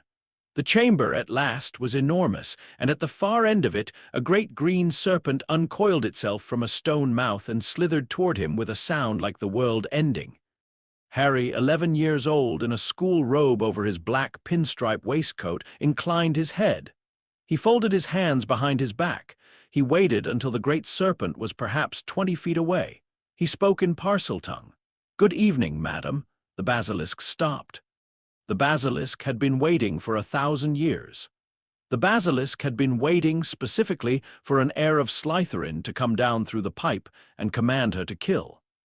She had been told by every Slytherin heir who had come before that she was a weapon. She had been told that she was loyal. She had been told that she was deadly. She had never in 1,000 years been called madam. "You speak the old tongue," she hissed slowly, "in the language of serpents. I do. You are an heir of Salazar. In a sense, I am Harry Potter. I have been raised in a house that has produced a number of Parselmouths over the centuries. I am also, on my father's grandmother's side, of the Black family, which is your master's old cousin line. I have come to speak with you, madam, because there is a girl upstairs who is being eaten by a piece of your master, and I think you may know about it, and I hoped you would help me." The basilisk lowered her enormous head. "You are not afraid of me?" "No, madam." "Why not?" "You are 1,000 years old. You have been alone for 900. You eat rats. You sleep on stone. You are very tired. I do not think you wish to kill anyone tonight." There was a very long silence in the Chamber of Secrets. "What is your name, child?" "Harry. And yours?" "I have not had a name for 900 years. Would you like one?" "Yes." Harry considered this with great seriousness. He had been raised to consider naming a sacred matter. "Persephone," he said at last, "if you will accept it." "Persephone?" whispered the basilisk, tasting it on her great forked tongue. "Yes, I accept it. Persephone, I will visit you every Friday. I will bring you news. I will bring you, if you wish, rats that have been raised for the purpose so that you no longer have to hunt your own. I will bring my mother in time, who has been waiting to meet you for many years. In exchange, I ask only that you do not eat any students. They are children. They do not understand you. You will not enjoy them." Persephone, the basilisk of Slytherin, who had been a weapon for 900 years, considered. "Agreed," she said. "Thank you, madam." He turned to leave. He had what he had come for. He paused. He turned back. "Persephone, the girl upstairs, she has a diary." "Yes." "It contains a piece of him?" "From long ago." "Yes. I shall take it home tonight. I shall give it to my mother. We shall see what may be done with it. Good night, madam. Good night, child." He climbed back up the pipe. He came out into the bathroom. He went, at a small, unhurried walk, to the Gryffindor common room. He explained the situation to Ron. Ron, who had spent a year learning that Harry's explanations always sounded mad and always turned out to be true, simply nodded. Ginny was found in her dormitory writing in the diary at 3 in the morning. The diary was taken from her gently. She wept. She did not remember anything. Harry took the diary home for Christmas. He put it on the dinner table on the first night of the holidays. Morticia, regarding it with the gravity of a woman who had been waiting 12 years to begin this work, sat down across from it. She drew the leather cover open. She uncapped a quill. She wrote, "Hello, my name is Morticia." "What is yours?" The diary slowly wrote back Tom. "Hello, Tom, you have been very alone, haven't you?" There was a long pause. "Yes," wrote the diary at last. "Would you like to tell me about it?" The diary did. The diary wrote that night, and the next night, and through the whole of January, and through the whole of February, and through the whole of the spring, and Morticia read, and answered, and read, and answered, and Harry sat with her in the evenings, and Sirius sat with her in the mornings. And Creature brought tea, and Wednesday, when she was home from school, read aloud from poetry that the diary requested by name. By June, the diary was tired. It had been a piece of a boy for 50 years. It had been raging in the dark for 49. It had, in the last 6 months, been seen and named and listened to and asked every evening how it was and what it wished, and whether it had eaten anything it had enjoyed. It had been treated, in short, as a person. It had never, since the moment Tom Riddle had cut it from himself in 1942, been treated as a person. On the 3rd of June, 1993, the diary wrote one last entry: "I am tired." "May I rest?" "Yes," wrote Morticia. "You may rest. Will it hurt?" "No, my love. It will be like falling asleep at last after a very long day. Thank you for talking to me. Thank you for telling me your name." The ink on the page dried. The diary did not write again. By morning, its pages had gone soft and gray, like a leaf that had been pressed for too long and was now finished. Morticia closed it. She placed it in a small wooden box. She took it down to the garden. She buried it, with full Addams ritual honors, beneath the rose bush, where a Viennese gardener and a piece of Tom Riddle now rested together in soil that had been very pleased to receive them. It was the first Horcrux to come home. There would be 6 more. Chapter 4, The Horcrux Garden, the clearing of Sirius Black's name took place, in the end, not in a courtroom but in a kitchen. It was the autumn of Harry's 3rd year.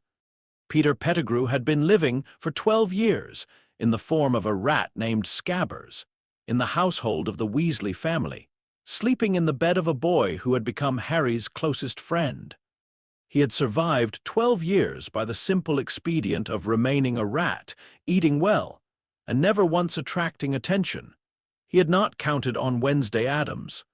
Wednesday had come to Hogwarts that September for what the family described as a term of cultural exchange and what Wednesday described privately as reconnaissance. She was 16. She had finished her own education in Paris and had elected, before beginning whatever dark and unspecified work she intended to do with her life, to spend a term observing her brother's school and cataloguing its weaknesses. She was permitted to attend classes. She was permitted to roam. She was, the staff agreed within a week of her arrival, not to be interfered with under any circumstances. She found the rat on the 3rd of October. She found it because she had been observing the Weasley family as she observed everyone of interest to her brother, and because she had noticed, with the particular attention she gave to small wrong things, that the Weasley boy's pet rat was 12 years old. Rats live 3 years. This rat had lived 12.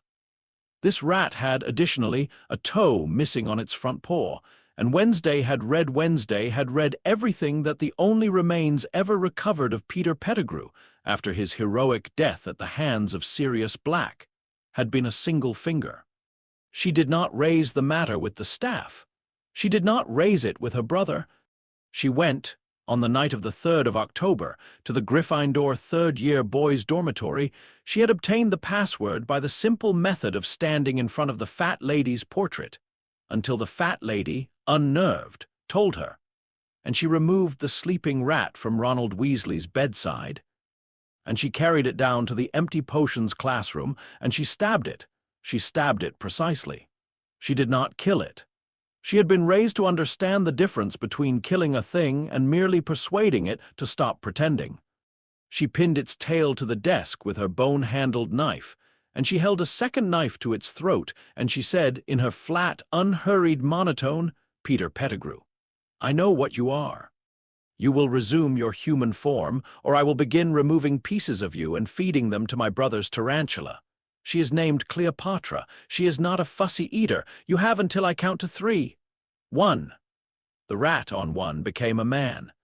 He became a small, balding, trembling man, pinned to a desk by a teenage girl in a morning dress, who was now holding 2 knives instead of 1 and who did not appear in any visible particular to be bluffing.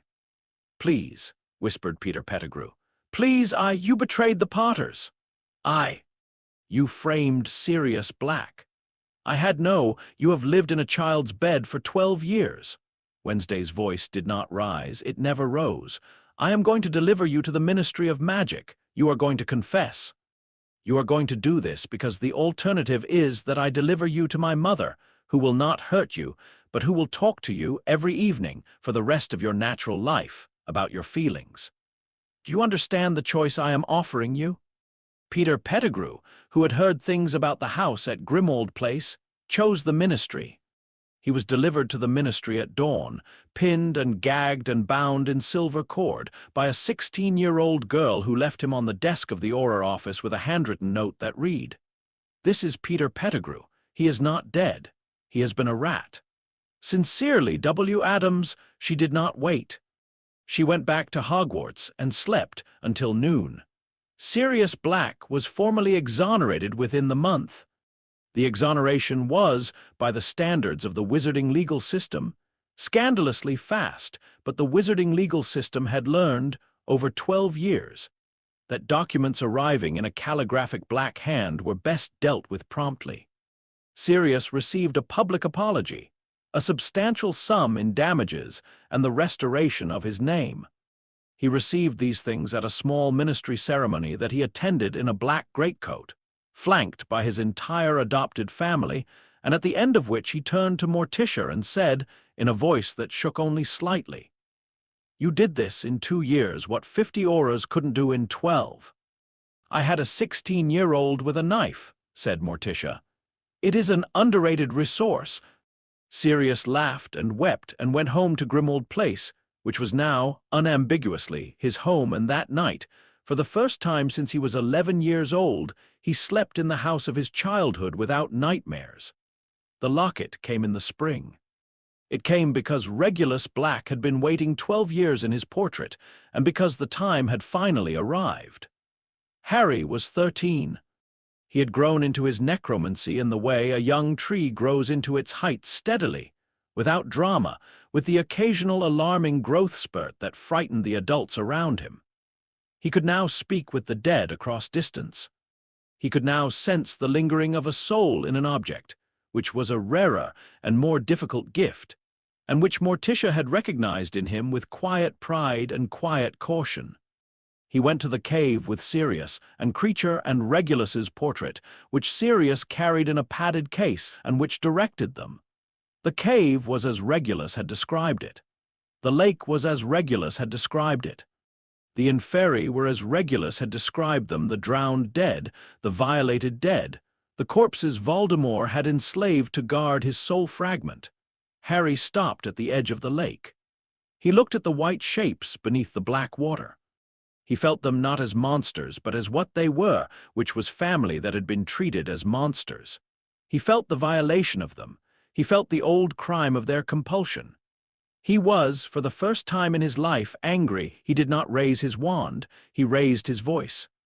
He spoke into the dark water in the gentlest tone he possessed, the tone he had used with Edith in the cellar, the tone he had used with Persephone in the chamber, the tone he had been taught by a woman kneeling beside a thirsty sprout. "You are not his. You were never his. He had no right to take you. I am sorry. I am so sorry. You may rest now. You may go. No one will command you again." The lake was silent.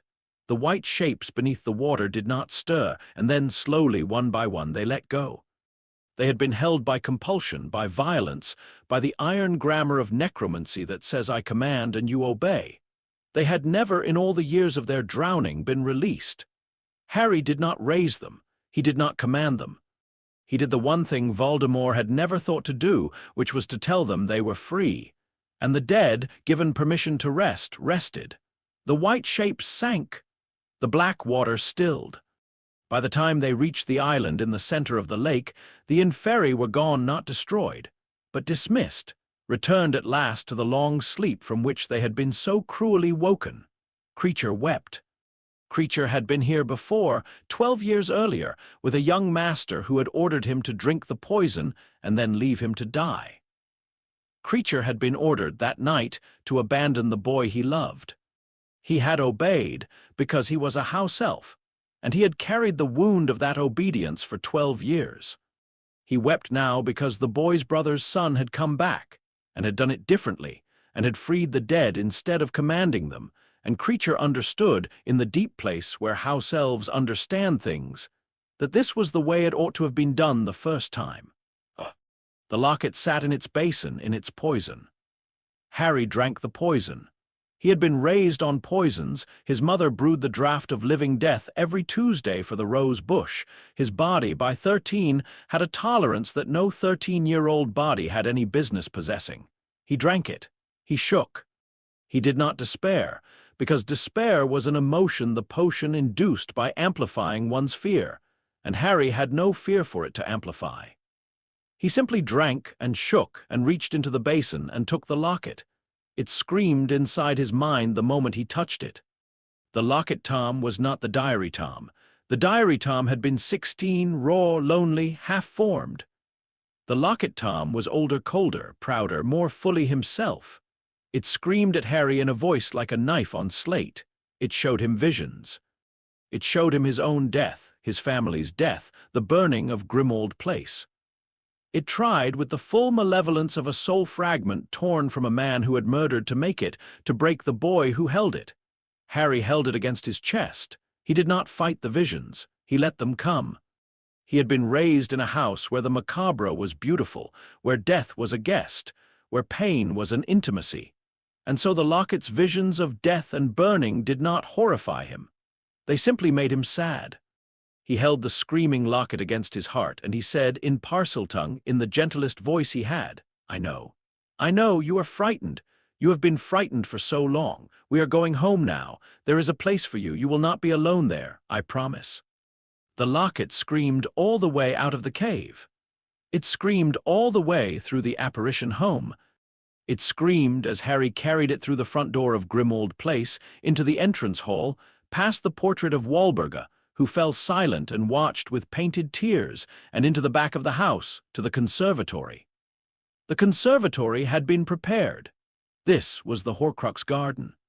It had been built over the previous year, in the long glass room at the rear of Grimmauld Place that had once held nothing but dead ferns.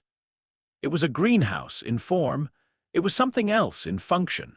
It held a long table of black soil.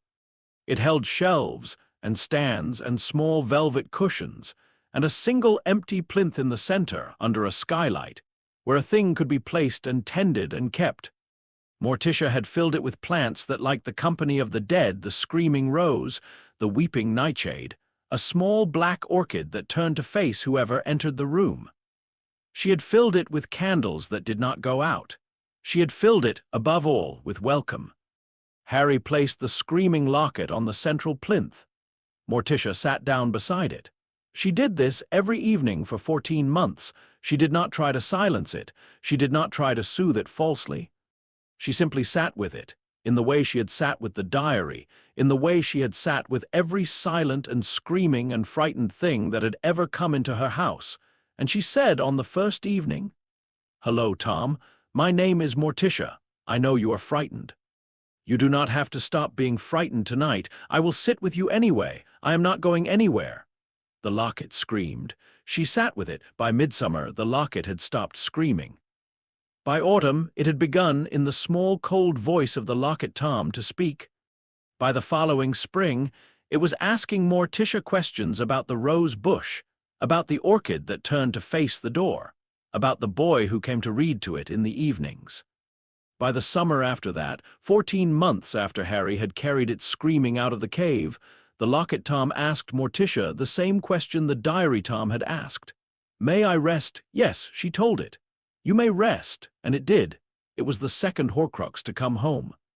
The ministry raid came in the autumn of Harry's 4th year. It came because Cornelius Fudge had received, over the preceding 3 years, a steady stream of reports about the house at Grimmauld Place. Reports of dark artifacts, reports of necromancy, reports of a family that collected cursed objects and held dinners for them. Fudge had ignored these reports for as long as he could, because the family in question was led by a woman who frightened him in a way he could not put in a memo. But the pressure had mounted, and Lucius Malfoy had whispered in his ear, and at last, on a grey October morning, Cornelius Fudge dispatched a team of 12 Aurors to raid 12 Grimmauld Place. The raid lasted 40 minutes. It is remembered, in the institutional memory of the Auror Office, as the single most disturbing operation any of them ever conducted, and it is remembered thus, despite the fact that nothing whatsoever went wrong. The Aurors arrived at the front door at 9 in the morning. They knocked.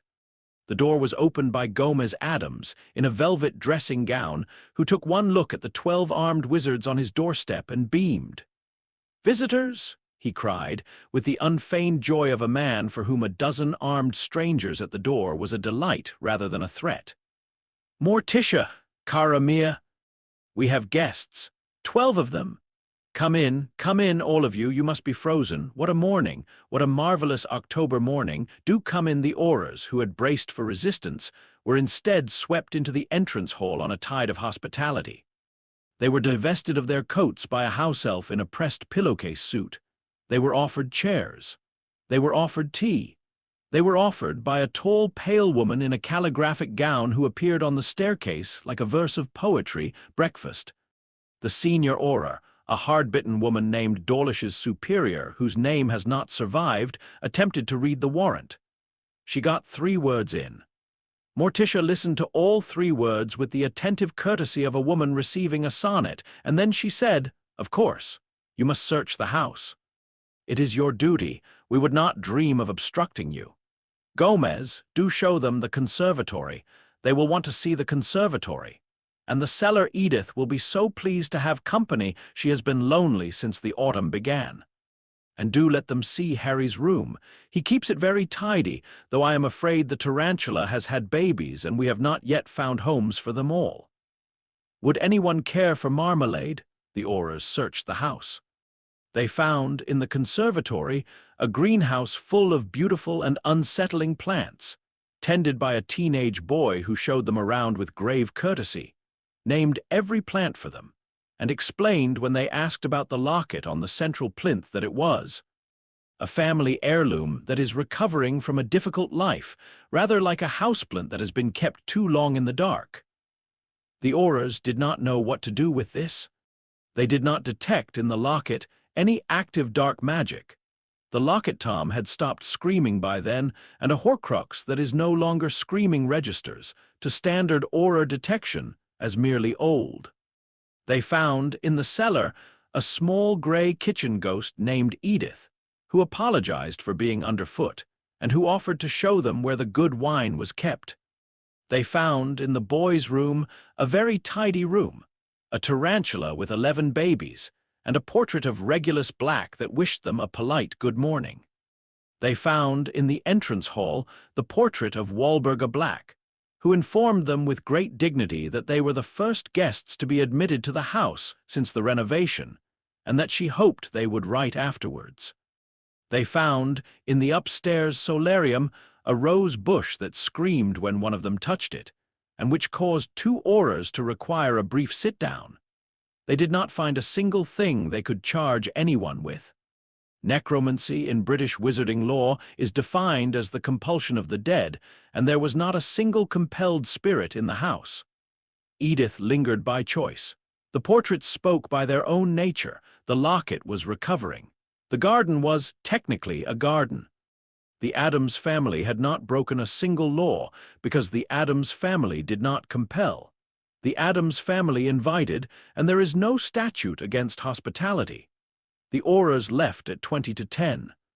They left having found nothing, having been fed marmalade, and having been seen off at the door by the entire family with such warmth that the senior auror, a hard woman who had survived the First War, found herself promising to come again. She did not file a report. There was nothing to report.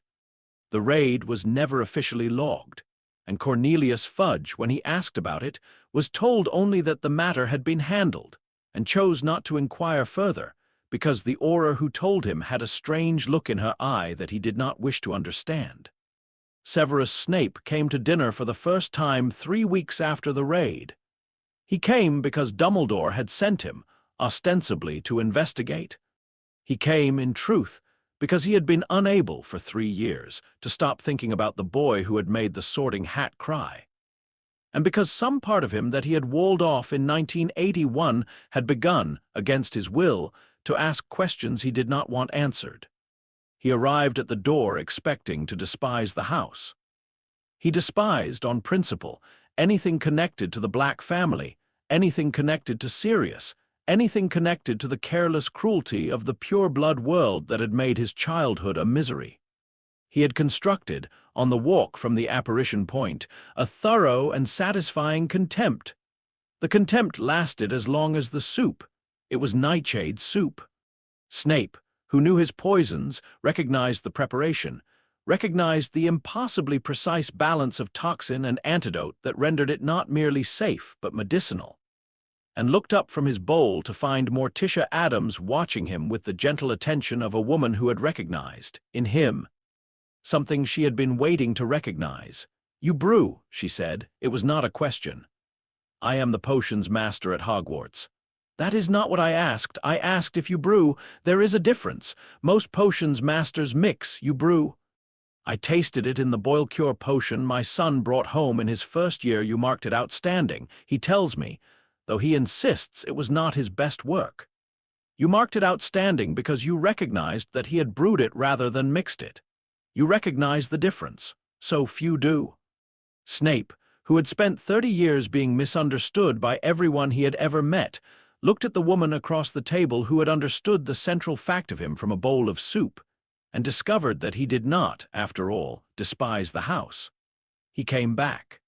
He came back the following week, and the week after that, and by the spring he was coming to dinner every other Friday, and consulting with Morticia on the containment of soul fragments, and arguing with Sirius across the table about everything, and finding to his own deep and permanent astonishment that the arguments with Sirius were not the old poisoned arguments of their school years, but something closer to the rough affection of two difficult men who had each, separately, been broken by the same war, and had each, separately, washed up in the same strange harbor. He never became gentle. He never became kind. He became, instead, included, which for Severus Snape was a more radical transformation than kindness could ever have been. He had spent his life being useful to people who did not want him at their table. The Addams family wanted him at their table. They did not need him. They did not use him. They simply set a place for him every other Friday and were pleased when he came, and did not remark on it when he did not, and it undid, slowly and completely, a knot in him that had been tied since he was 9 years old. Albus Dumbledore came to dinner for the first time in the early summer of Harry's 4th year. He came because he had run out of reasons not to. He had watched, from a distance, for 4 years, as the Addams family achieved quietly, without violence, without sacrifice, the thing he had spent 50 years preparing to achieve at terrible cost. He had planned to raise Harry as a weapon and spend him as a sacrifice. The Addams family had raised Harry as a son, and were, in the process, dismantling Voldemort's immortality one Horcrux at a time by talking to it. Dumbledore was a man who had given his whole life to the proposition that love was the most powerful magic. He had not, until he watched the Addams family, understood what that proposition actually required. He came to dinner.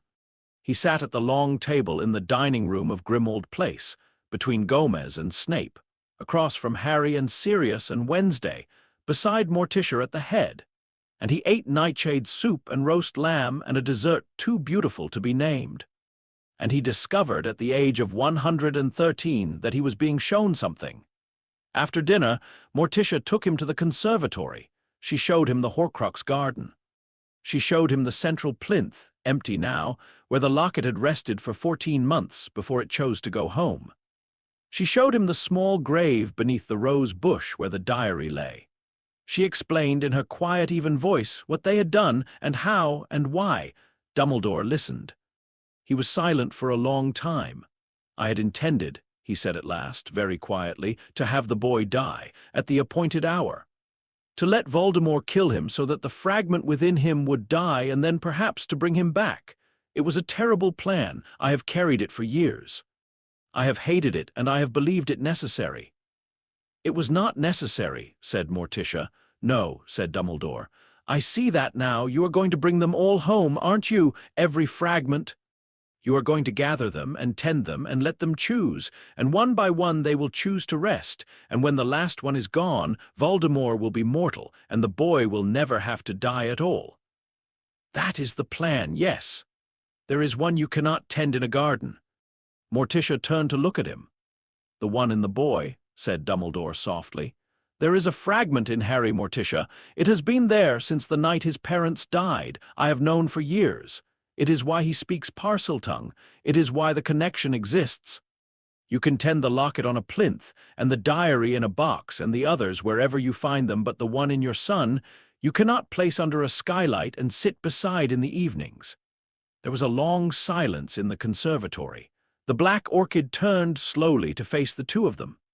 "No," said Morticia at last, and then, with the faint, terrible smile of a woman who has just understood the shape of the work remaining to her, "I cannot tend it in a garden, Albus."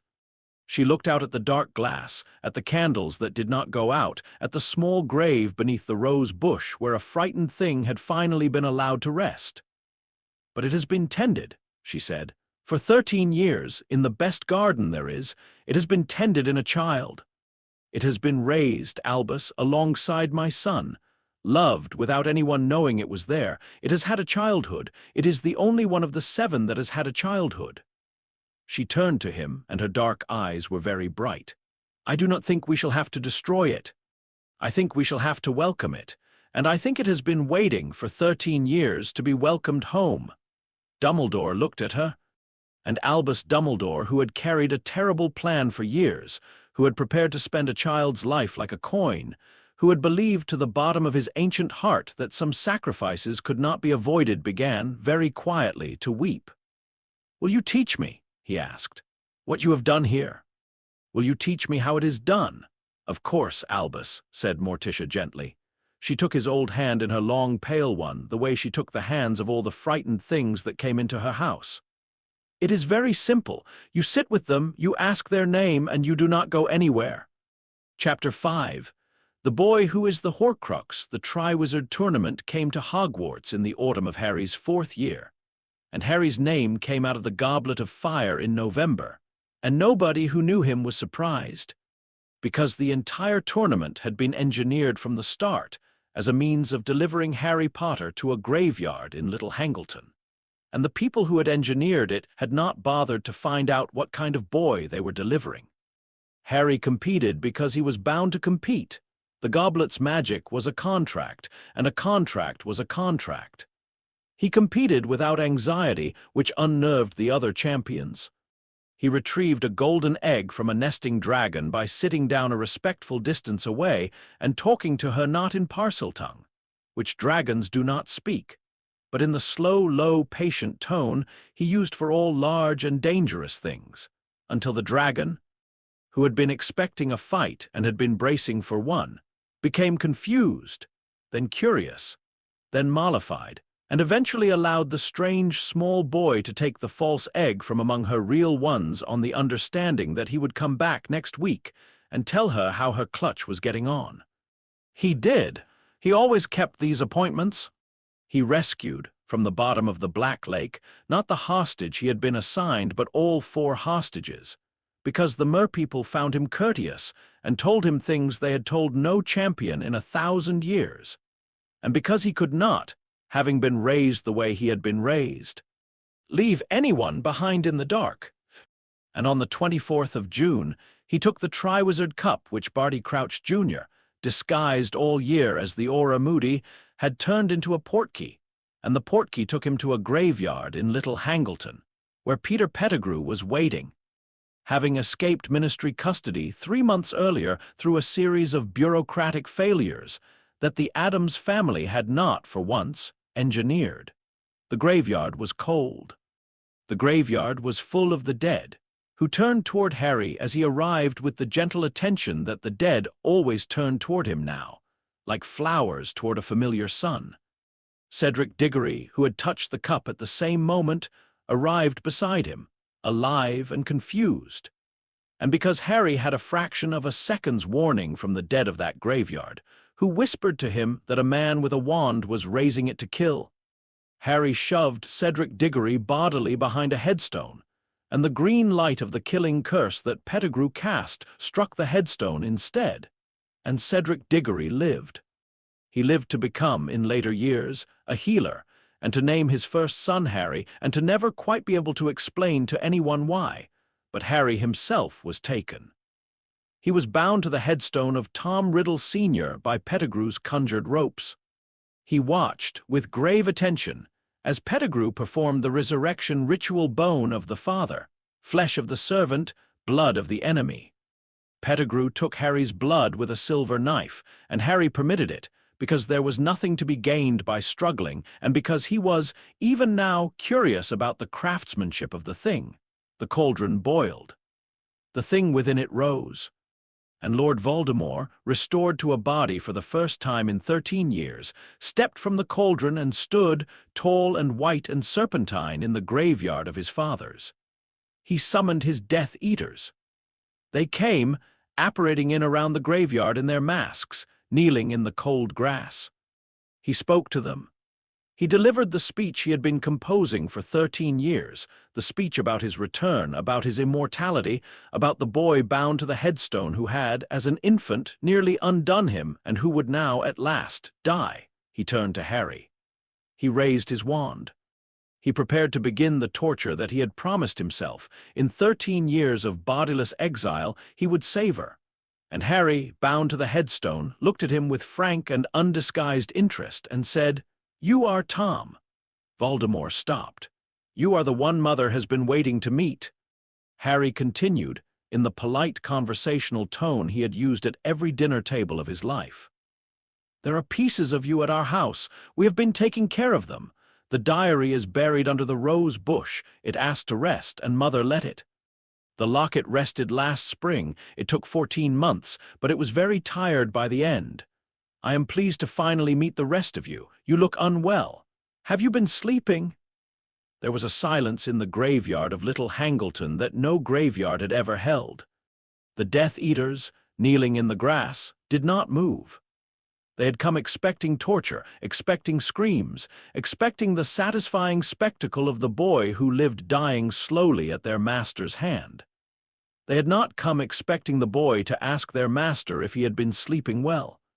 Voldemort, who had spent 13 years in the dark planning his return, who had reconstructed his entire identity around the single fixed point of his immortality, heard the boy say the diary is buried under the rose bush.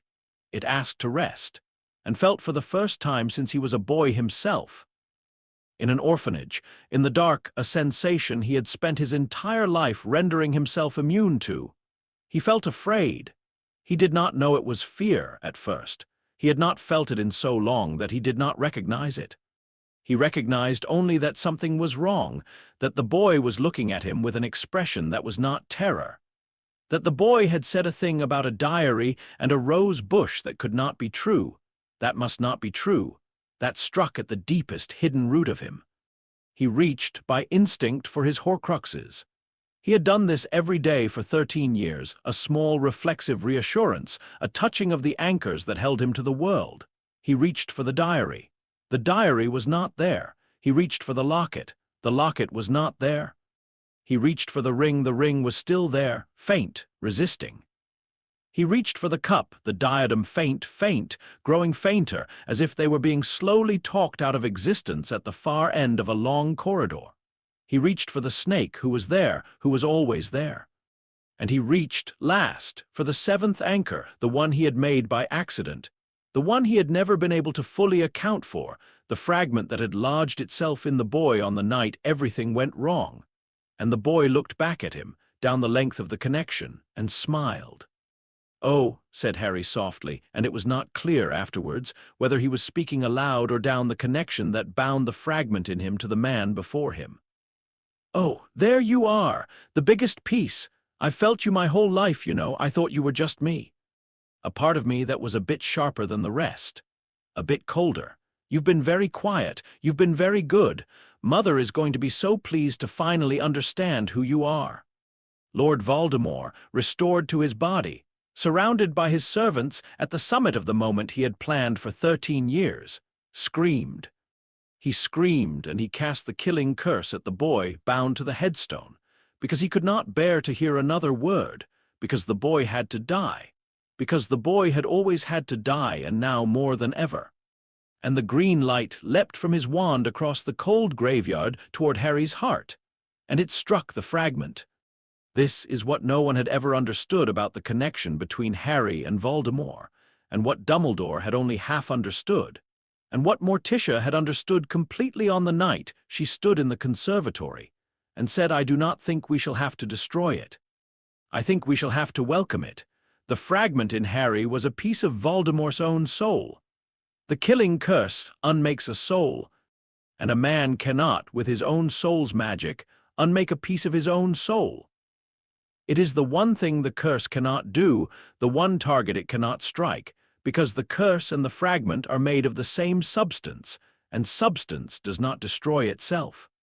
The green light struck Harry and rebounded not as it had in 1981, with the wild, uncontrolled violence of an infant's accidental protection, but cleanly, precisely, the way light rebounds from a mirror that knows exactly what it is.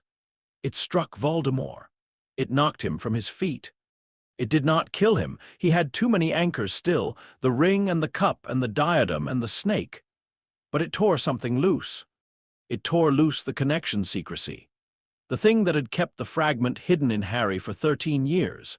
And in the moment of its tearing, the fragment in Harry woke fully for the first time, and the bonds around Harry's wrists fell away, because Pettigrew, in his terror, had not tied them well, and Harry stood up in the graveyard of Little Hangleton, free. He did not fight. He did not duel. The Death Eaters were rising. Voldemort was rising. The night was about to become a battle. Harry looked once at Cedric Diggory crouched behind the headstone, alive. He looked once at Lord Voldemort, climbing to his feet, white-faced and shaking with a rage that had fear underneath it.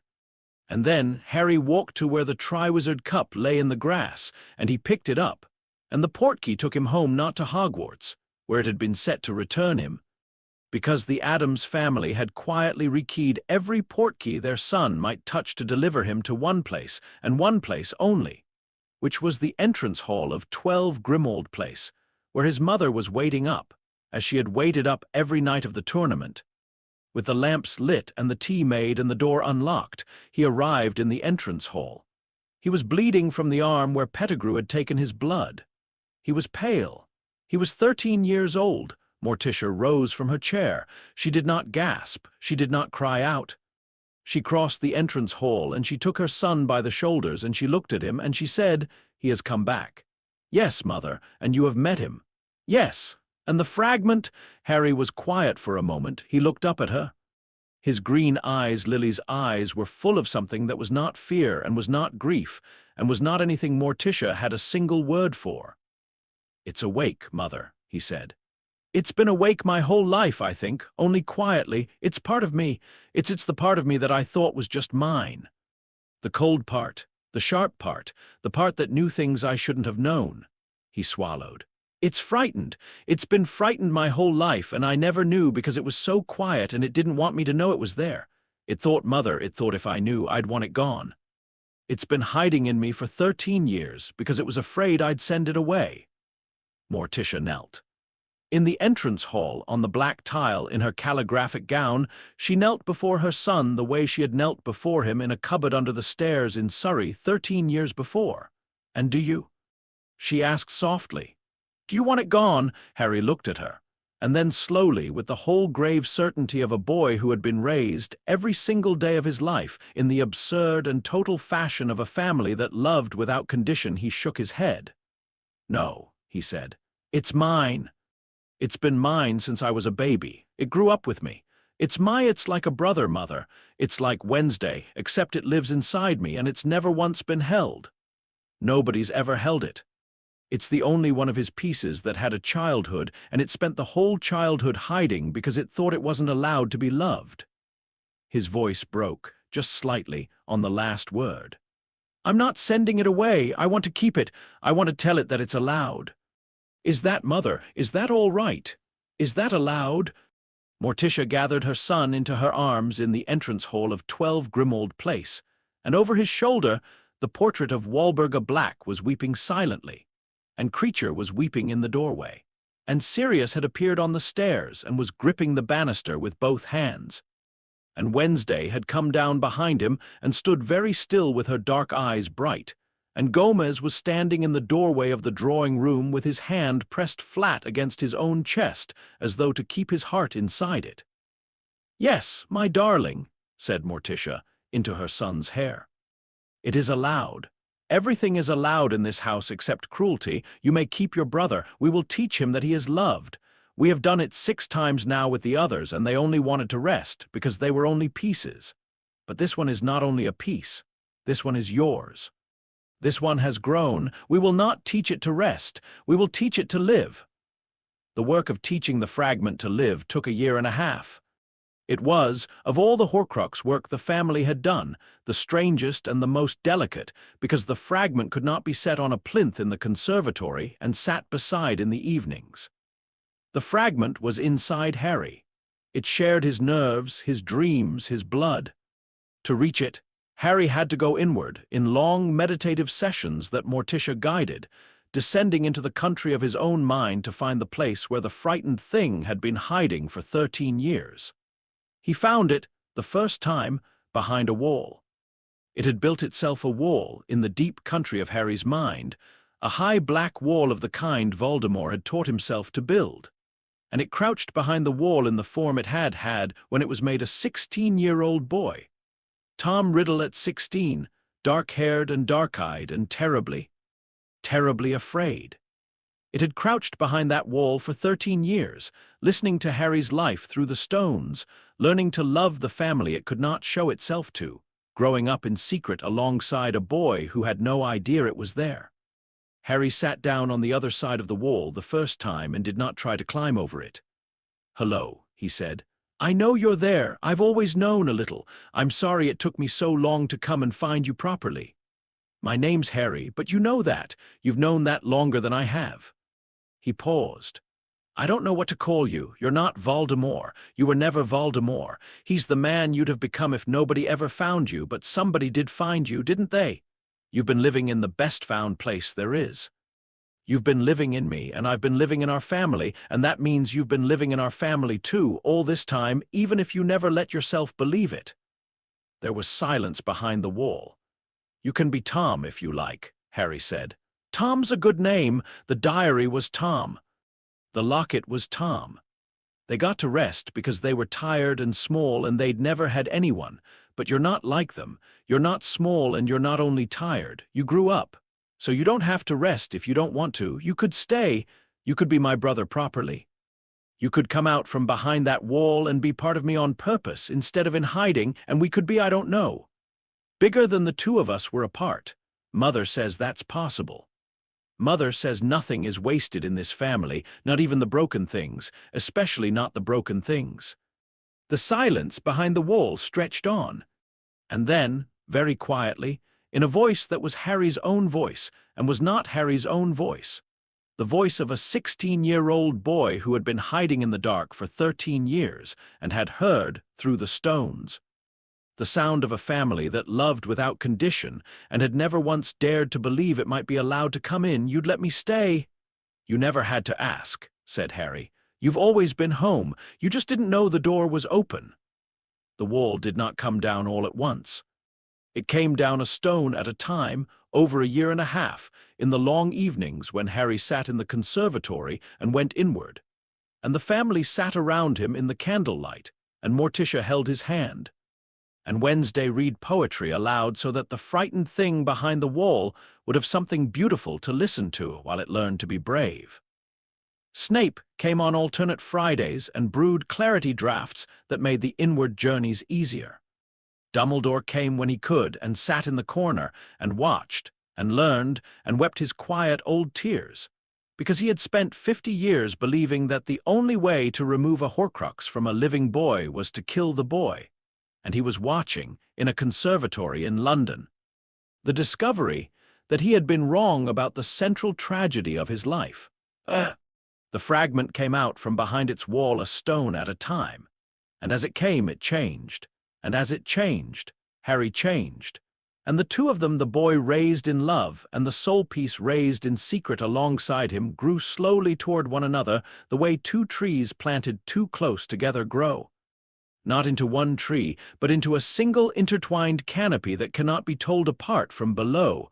By the spring of Harry's 5th year, the wall was gone. The fragment did not rest. The fragment did not dissolve. The fragment integrated, not erased, not destroyed, but received, the way an adopted brother is received, the way Harry himself had been received in a cupboard under the stairs 13 years before. Tom became part of Harry. Harry became, in some small and permanent way, the man that Tom Riddle would have grown into if anyone in the whole world had ever wanted him. Clever and watchful, and capable of a cold precision that had not been there before, and gentle and loved and loving and whole. The thing that Voldemort had feared most without ever being able to name it, that a piece of his own soul would be taken into someone else's family, and raised in love, raised into the man he himself had refused to become, had happened. It had happened in a conservatory in London, over 1.5 years, in candlelight, with poetry. And the man Voldemort might have been was now alive in the world, walking around in the body of a 15-year-old boy, calling Morticia mother and Wednesday sister and Sirius godfather, and there was nothing Voldemort could do about it, because the fragment had not been destroyed. It had simply, at long last, gone home and discovered, upon arriving, that home was the one place its maker could never follow. Voldemort spent that 1.5 years in a mounting fury that curdled, by slow degrees, into something he refused to call terror. He attacked Grimmauld Place once, in the dead of winter, with 12 Death Eaters at his back. It was the single greatest tactical error of his second rising. The house had been rebuilt over 14 years, by a family for whom the construction of beautiful and lethal things was a form of love. The front door, when the Death Eaters blasted it open, dropped a portcullis of Gomez's own design behind the first 3 of them, separating them from the rest. The entrance hall, when they crowded into it, proved to be floored with tiles that Wednesday had spent a memorable summer enchanting to fall away, one by one, into a stairwell that did not have a bottom anyone had ever found. The drawing room, when 2 Death Eaters retreated into it, contained a harpsichord that began, when frightened people entered the room, to play a funeral march. And the funeral march, by an old ritual Morticia had learned from a woman in Prague, summoned the room's resident boggart, which took the form of each Death Eater's deepest fear, and pursued them through the house with the gleeful patience of a thing that had been bored for years and was finally being entertained. The portraits screamed curses. Walburga Black, who had spent 147 days screaming about blood traitors, and now spent her time humming Welsh lullabies, discovered in the assault a glorious opportunity to scream again, and screamed the Death Eaters down the corridor with a vocabulary that even Sirius had never heard from his mother. Creature, whose house-elf magic had grown, over 14 years of belonging, into something that no Death Eater had ever braced for, because no one braces for the magic of a house-elf who is defending a family that loves him. Creature moved through the battle like a small gray storm, and the Death Eaters who met him did not, on the whole, survive the meeting. Voldemort himself reached the foot of the main staircase, and there he found, waiting for him, the whole family arrayed upon the steps. Gomez at the front with a fencing saber and an expression of frank delight, Morticia behind him, serene. Wednesday beside her mother with a knife in each hand. Sirius and Snape shoulder to shoulder, wands raised, for once not arguing. Dumbledore at the top of the stairs, terrible and old, and Harry in the center of them all, looking down at Lord Voldemort with green eyes that held now a faint and unmistakable shadow of something colder and cleverer than they had held before, and no fear at all. None, not a trace. "You should not have come, Tom," said Harry gently. "Not like this, not with violence. You're always welcome here. You must know that by now. You must have understood it by now, but not like this. We don't do it like this. If you want to come home, you have to come home the way the others did. You have to come and sit down." And Lord Voldemort, at the foot of the staircase, surrounded by the burning ruin of his own assault, facing a family that had not killed a single one of his soul pieces, but had instead talked them into resting and raised one into a son, looked up at the boy who wore his stolen blood and his stolen fragment and his mother's green eyes, and fled for the second time from the same house into the winter night. He had 3 anchors left. The ring, the cup and the diadem nearly talked away, the snake, and the great fear underneath, which he still would not name, which had a shape now, and a voice, and a face that looked back at him out of a boy's green eyes and called him Tom with a tenderness he could not survive. He had perhaps a year. He did not know it yet, but the family on the staircase knew it. They watched him flee into the snow, and then they turned, all of them, and went back inside, and Morticia said, in the calm, clear voice of a woman setting a date, "Well, we had best begin planning the ball." Chapter 6. The ball at the end of the world. The ring came home in the autumn of Harry's 6th year. It was the proudest of the fragments, and the most wounded, and it had resisted the longest. It had been hidden in the ruined shack of the Gaunts, beneath the floorboards, behind a curse so vicious that it had been designed not merely to kill, but to humiliate, to rot the hand of whoever touched it, to spread blackness up the arm, to make of the thief's own body a slow advertisement of Voldemort's contempt for those who reached for what was his. Dumbledore went for it, in the old version of events that never happened in this world. In this world, Harry went for it, with his mother and with Snape, and they did not touch it with a hand at all. Morticia had spent a season studying the curse, the way she studied everything, with patience and without fear, and she had determined that the curse fed on desire, that it was triggered not by contact, but by the wanting, by the grasping, by the greed of the hand that reached. So they did not reach for it. They sat down in the ruined shack, on the rotten floor, among the dust of the Gaunt family, and Harry spoke to the ring where it lay beneath the boards, in the gentle voice he used for all frightened things, and he said, "We haven't come to take you.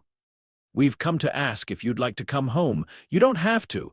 You can stay here in the dark, under the floor, for as long as you like. But the others are home now. The diary, and the locket, and the cup, and the diadem, they're all home. They all rested. They're all under the rose bush in a garden that loves them. And there's a piece of you that's my brother now. He lives in me. He'd like to meet you if you'd let him. We thought you might be lonely.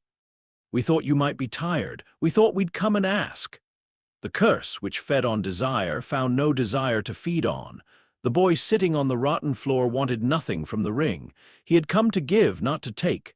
The curse, baffled, lay quiet. And the ring, after a long while, in the small, proud, cold voice of the fragment that had been Tom Riddle at the height of his arrogance, the fragment that had been made the day he murdered his own father and grandparents in this very valley, said, "I am so tired of being proud." "I know," said Harry. "It's exhausting. You can put it down now." The ring came home that night. It rested 2 months later beneath the rose bush beside its brothers. The proudest finally laid down beside the rest. 6 of the 7 had come home. The 7th lived in Harry and called him by his first name in the privacy of their shared mind, and had become, by the autumn of his 6th year, so woven into him that even Morticia could no longer tell in some moments which thoughts were Harry's and which were Tom's, and had stopped trying. Because it no longer mattered, because they were one canopy now from a single soil. Only the snake remained. Nagini came home in the spring. She came home because Harry went to her. He had located her through the connection, faint and fading though it now was, and he had gone alone, against the wishes of everyone who loved him, because some things must be done alone, to the derelict house in the village of Little Hangleton, where Voldemort had made his winter lair. He had walked in through the front door, past the wards, which did not bite him, because he carried within him a piece of the man who had set them, and the wards did not know how to refuse their own maker's blood. He had found Nagini coiled in the dark of an upstairs room, vast and ancient and weary, and he had sat down on the floor before her in Parseltongue, and he had spoken to her the way he had once spoken to Persephone in the Chamber of Secrets, the way he had spoken to a thirsty sprout in a walled garden when he was 4 years old. "Good evening, madam." The great snake regarded him with her lamp-like eyes. "You are his," she hissed, "and you are not his. You are the strange thing, the thing he is afraid of. I'm Harry. I've come to ask if you're tired." Nagini was quiet for a long time. She was older than she should have been. The fragment in her had kept her alive past every natural span, had bound her to a half-life of cold and waiting and obedience, had made of her a vessel rather than a creature. She had been a snake first, long before she had been a Horcrux, She remembered being only a snake. She remembered the sun. "Yes," she said at last. "I am tired. I have been tired for a long time. He does not let me rest. He needs me. I am the last anchor he is sure of, and so he holds me, and I cannot put it down." "You can," said Harry. "If you want to, I won't take it from you. The dead aren't servants, and neither are the living, and neither are you. But if you want to put it down, if you want to be only a snake again, only for a little while, and then to rest in the sun the way snakes are meant to, I can carry the piece of him home. It'll go back to him. It's the only one that will, because you'll send it back on its own, the way a host releases a guest. It won't make him whole the way the others would have, because he won't accept it gladly, but it'll be off you, and you'll be free, and you can sleep in the sun at the end of a long life. Would you like that?" Nagini lowered her great head until her cold brow rested for a moment against the warm forehead of the boy sitting before her in the dark. "Yes," she said. "Set me down, strange thing. I am so very tired of his needing." Morticia performed the ritual at dawn, in the garden, with the whole family present. It was not a killing. It was a releasing the gentle untethering of a soul fragment from a host who had freely chosen to let it go. Nagini's fragment, the only one of the 7 to be returned to Voldemort against his will, went back to him not as a gift, but as an abandonment sent home by a snake who no longer wished to carry it, the way a cuckoo's egg is at last pushed from the nest. And Nagini herself, freed of her half-life, lived 3 more weeks as only a snake, basking in the spring sun of the Grimmauld place garden, fed by creature on warm milk and small mercies. And then she died peacefully in her sleep, of the great age that had been waiting for her all along. And she was buried beneath the rose bush with all the others, the last of the 7 anchors to be laid to rest. Lord Voldemort was now mortal. He felt it happen. He felt Nagini's fragment slam back into him at dawn, unwanted, like a swallowed stone, and he felt the last of his anchors gone, and he felt for the first time since he was a boy of 16 splitting his soul over a murdered girl in a bathroom singular. One soul in one body in one world, with one death waiting at the end of it, the way death waits at the end of every life. He had spent his entire existence fleeing this exact condition. He had murdered and tortured and torn himself into 7 pieces, all to escape the simple mortal fact that the family at Grimmauld Place had spent 14 years teaching their son to find beautiful. And now he was mortal, and the 7 pieces were 6 in a garden and 1 in a boy who called him brother. And there was nothing left to anchor him to the world except the world itself, which he had always hated, and the death at the end of it, which he had always feared. He had, by then, lost most of his army. The assault on Grimmauld Place had cost him 12 Death Eaters. The slow attrition of a war against a family that could not be frightened had cost him more. And the rumor spreading now through the wizarding world, impossible to suppress, that the Dark Lord's immortality had been talked out of existence by a woman with good manners, had cost him the thing that fear-based power can least afford to lose, which is the appearance of inevitability. His followers were deserting. His name no longer froze the blood the way it had. The wizarding world had begun, cautiously, to laugh, and a Dark Lord can survive hatred and can survive war, but cannot survive laughter. So when the invitation came, he came. The invitation arrived by Black-Edged Owl in the last week of June, handwritten in a calligraphic hand he had come to know and dread.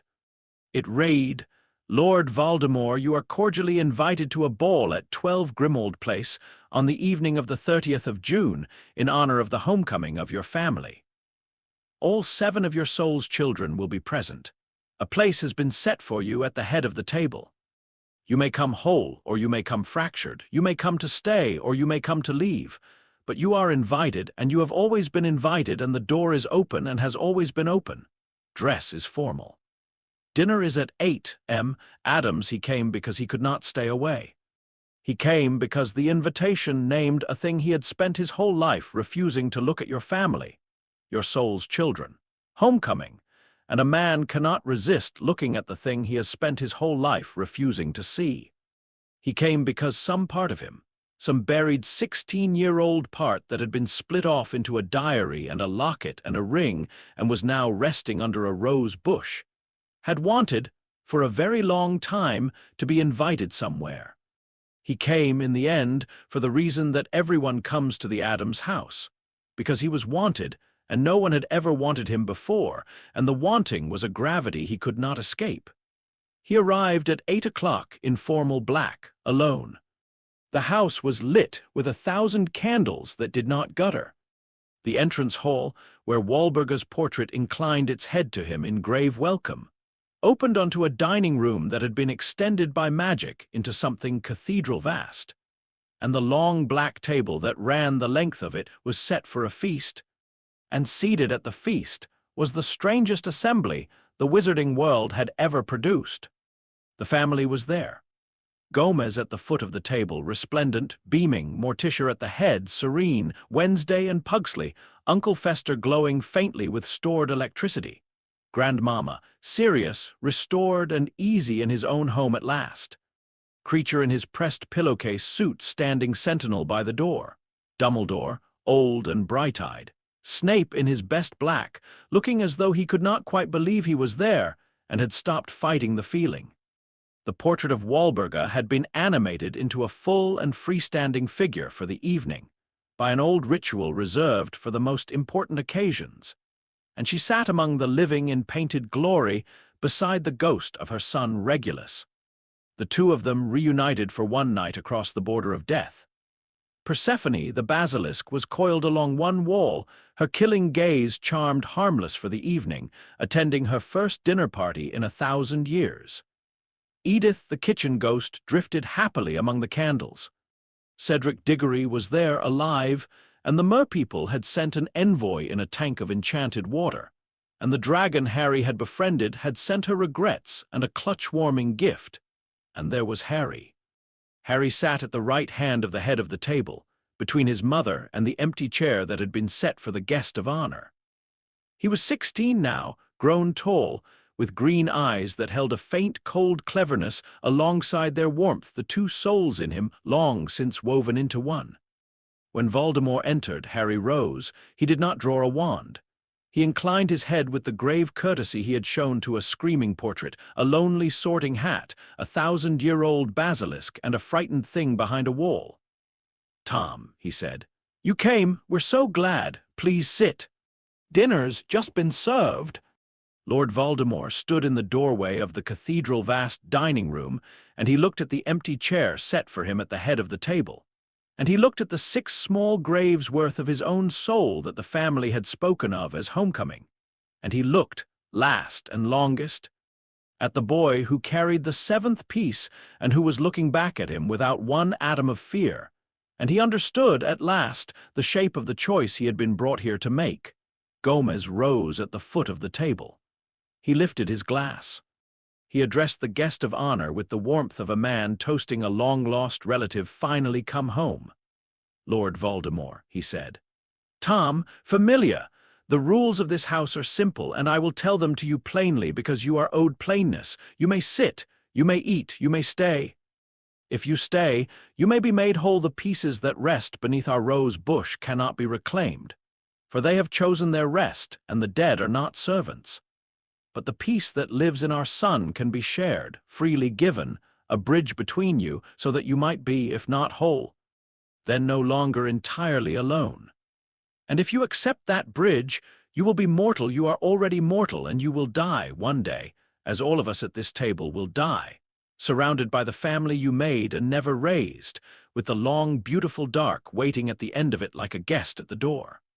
Or, and here Gomez's smile did not dim, but it deepened, into something old and grave and absolute, you may leave.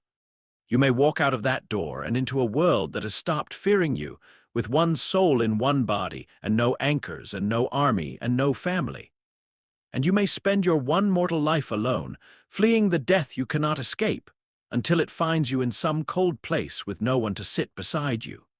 Those are the choices. They have always been the choices. We have only made them visible. Sit, Tom, or go, but choose." The dining room was silent. 1,000 candles burned without guttering. Lord Voldemort looked at the chair. for one long moment, and everyone at the table saw it and remembered it for the rest of their lives. He wavered. Something moved in his ruined face that had not moved in 50 years. The buried boy from the orphanage, the boy who had never been chosen, the boy who had wanted so badly to be special because he had never once been wanted, surfaced in the red eyes for the space of a breath, and looked at the empty chair, and at the warm candlelight, and at the family that had set him a place, and wanted it with the whole starved force of a soul that had spent its entire existence pretending it needed nothing. And then pride, the last and truest of his horcruxes, the one that had never been in any object, the one that lived in the marrow of him, pride rose up and could not bear it, could not bear to be received, could not bear to sit at a table as a guest when he had spent his life intending to sit at the head of the world as a king, could not bear the unbearable tenderness of being, after everything, simply wanted. He raised his wand and cast the killing curse at Harry across the length of the table. And the family rose. They did not rise as soldiers rise. They rose the way a family rises when a guest at dinner has done something terribly sad, terribly rude, terribly beyond what the table can permit, with a kind of choreographed, almost loving inevitability. 14 years in the rehearsing, though no one had ever rehearsed it. Wednesday's knife took the wand from Voldemort's hand before the curse fully formed, the blade passing through the meat of his palm with surgical precision. Gomez's saber was at his throat in the same instant, not cutting, only present. Walburga Black's animated form rose to her full painted height and screamed a curse that shattered every window in the dining room and drove Voldemort to his knees. Creature's how-self, magic, the magic of a creature defending a family that loved him, which is the oldest and least understood magic in the world, closed around Voldemort like a fist of grief. Snape and Sirius cast as one, shoulder to shoulder, the two boyhood enemies finally fighting on the same side. Dumbledore's power filled the room like the rising of the sun. Persephone uncoiled along the wall. Uncle Fester reached out one glowing hand. And Harry, who carried the seventh piece, who was in some true sense the only person at the table who was also partly. The man kneeling broken on the floor, Harry walked the length of the table, past his risen family, and knelt down in front of Lord Voldemort, and did not raise a wand, and did not cast a curse, and did the one thing his whole life had been a preparation for. He held out his hand. "You don't have to do it like this," he said softly. "You never had to do anything like this. There's still a chair. There's still a place. The bridge is still there. I can feel him, the part of you that's part of me, and he wants you to come home, Tom. He's been wanting it for 50 years. Take my hand. Sit down, eat dinner, be mortal with us. Die one day the way everyone we love will die, with someone beside you. It's not too late. It's the most beautiful thing there is, and you've been running from it your whole life, and you don't have to run anymore. Take my hand." Lord Voldemort, on his knees, broken, mortal, surrounded by a family that had not killed a single piece of his soul, looked at the boy's outstretched hand, and at the green eyes that were his enemy's mother's eyes and his own fragment's window, and he reached, trembling, toward the hand and pride at the very last. One, it is not given to every soul to be saved, even by a family as relentless in their love as the Addamses. Some wounds are too old, some prides are too deep. The buried boy from the orphanage reached for Harry's hand, and wanted it more than he had ever wanted anything. And the king he had built over the boy could not survive the wanting, and in the unbearable contradiction of it, the soul of Tom Riddle simply broke, the way a thing breaks when it is pulled too hard in two directions at once. He did not die by any curse. No one at the table killed him. He died of the impossible tension between the boy who wanted to be loved and the king who could not bear to be, and his mortal body, with nothing left to anchor it, and a soul that had torn itself apart on the threshold of being saved, gave out, and he fell forward into Harry's arms as it happened. Because Harry had not withdrawn his hand and did not withdraw it now, Harry held him as he died. The family lowered their wands. Morticia came and knelt beside her son and put her arms around them both, around the boy she had raised and the man he held. And Lord Voldemort died in the arms of the family that had set him a place at the table, mortal at last, surrounded for the first and only and final time in his existence by people who had wanted him to stay. "It's all right," Harry whispered to him as the red eyes dimmed. "It's all right, Tom. The bit of you that's me he'll remember for both of us. You're not alone. You were never as alone as you thought. Rest now. There's a place under the rose bush. There's always been a place." They buried him in the garden, beneath the rose bush, beside his 6 soul children and the snake who had carried him and the Viennese gardener who liked to be useful, in soil that received him without judgment, the way the Addams family received everything. Morticia tended the grave herself. The rose bush, that year, bloomed black and enormous and screamed more sweetly than it ever had. And Harry came down to the garden in the evenings and sat beside the grave of the man who was, in the woven country of his own mind, his brother, and told him about his day. The way you tell the dead about your day, the way the dead have always wanted only to be told. The wizarding world did not end with a duel. It did not end at all. It simply changed. The change came slowly, the way all real changes come. The ministry, which had spent 4 years failing to find anything to charge the Addams family with, gave up the attempt and began, cautiously, to consult them instead. The category of dark magic, which the wizarding world had used for 1,000 years to mean magic, we are afraid of began to come apart in people's hands, because it turned out that necromancy did not mean enslaving the dead but speaking with them, and that the macabre was not the same as the cruel, and that the things people had been taught to fear were, very often, only the things people had refused to understand. McGonagall, when she became headmistress, consulted Morticia and then established a new chair at Hogwarts.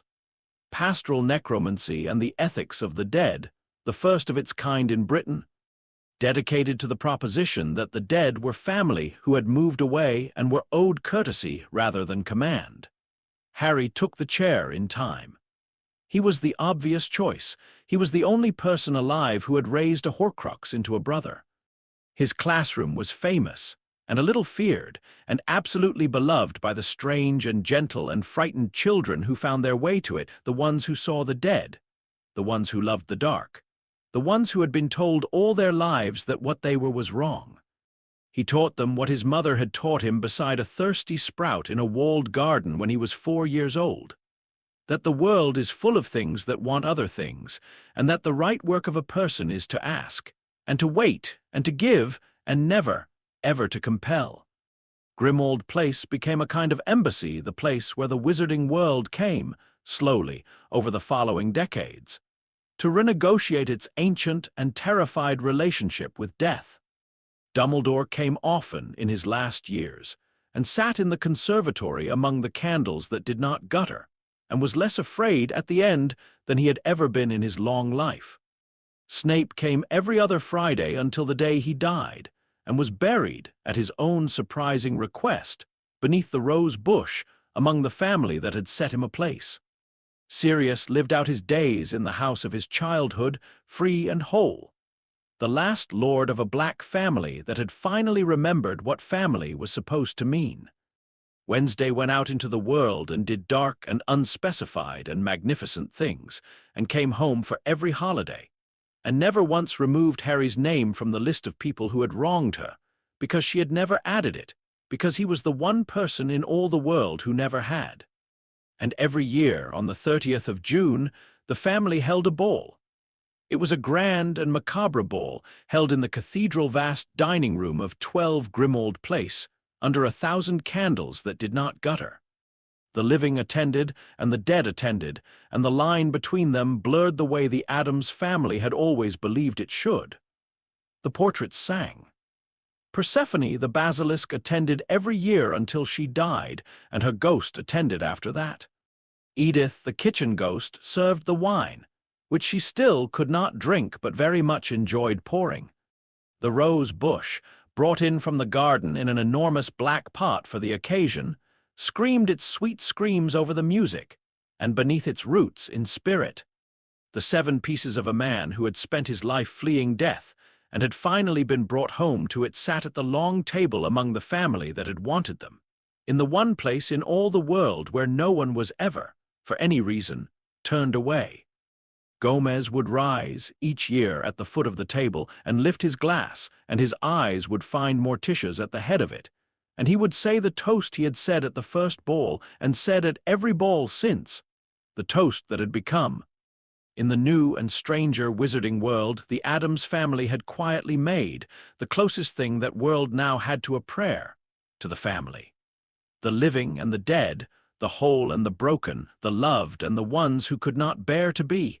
May the door always be open, may the table always be set, and may no one, cara mia, in all the long, beautiful dark ever again be turned away. And the whole table, the quick and the dead together, candlelight on 1,000 faces, would lift their glasses into the screaming bloom of the rose and answer to the family. Thanks for watching. Hope you all enjoyed this video. If you do, please make sure to leave a like, share, and subscribe.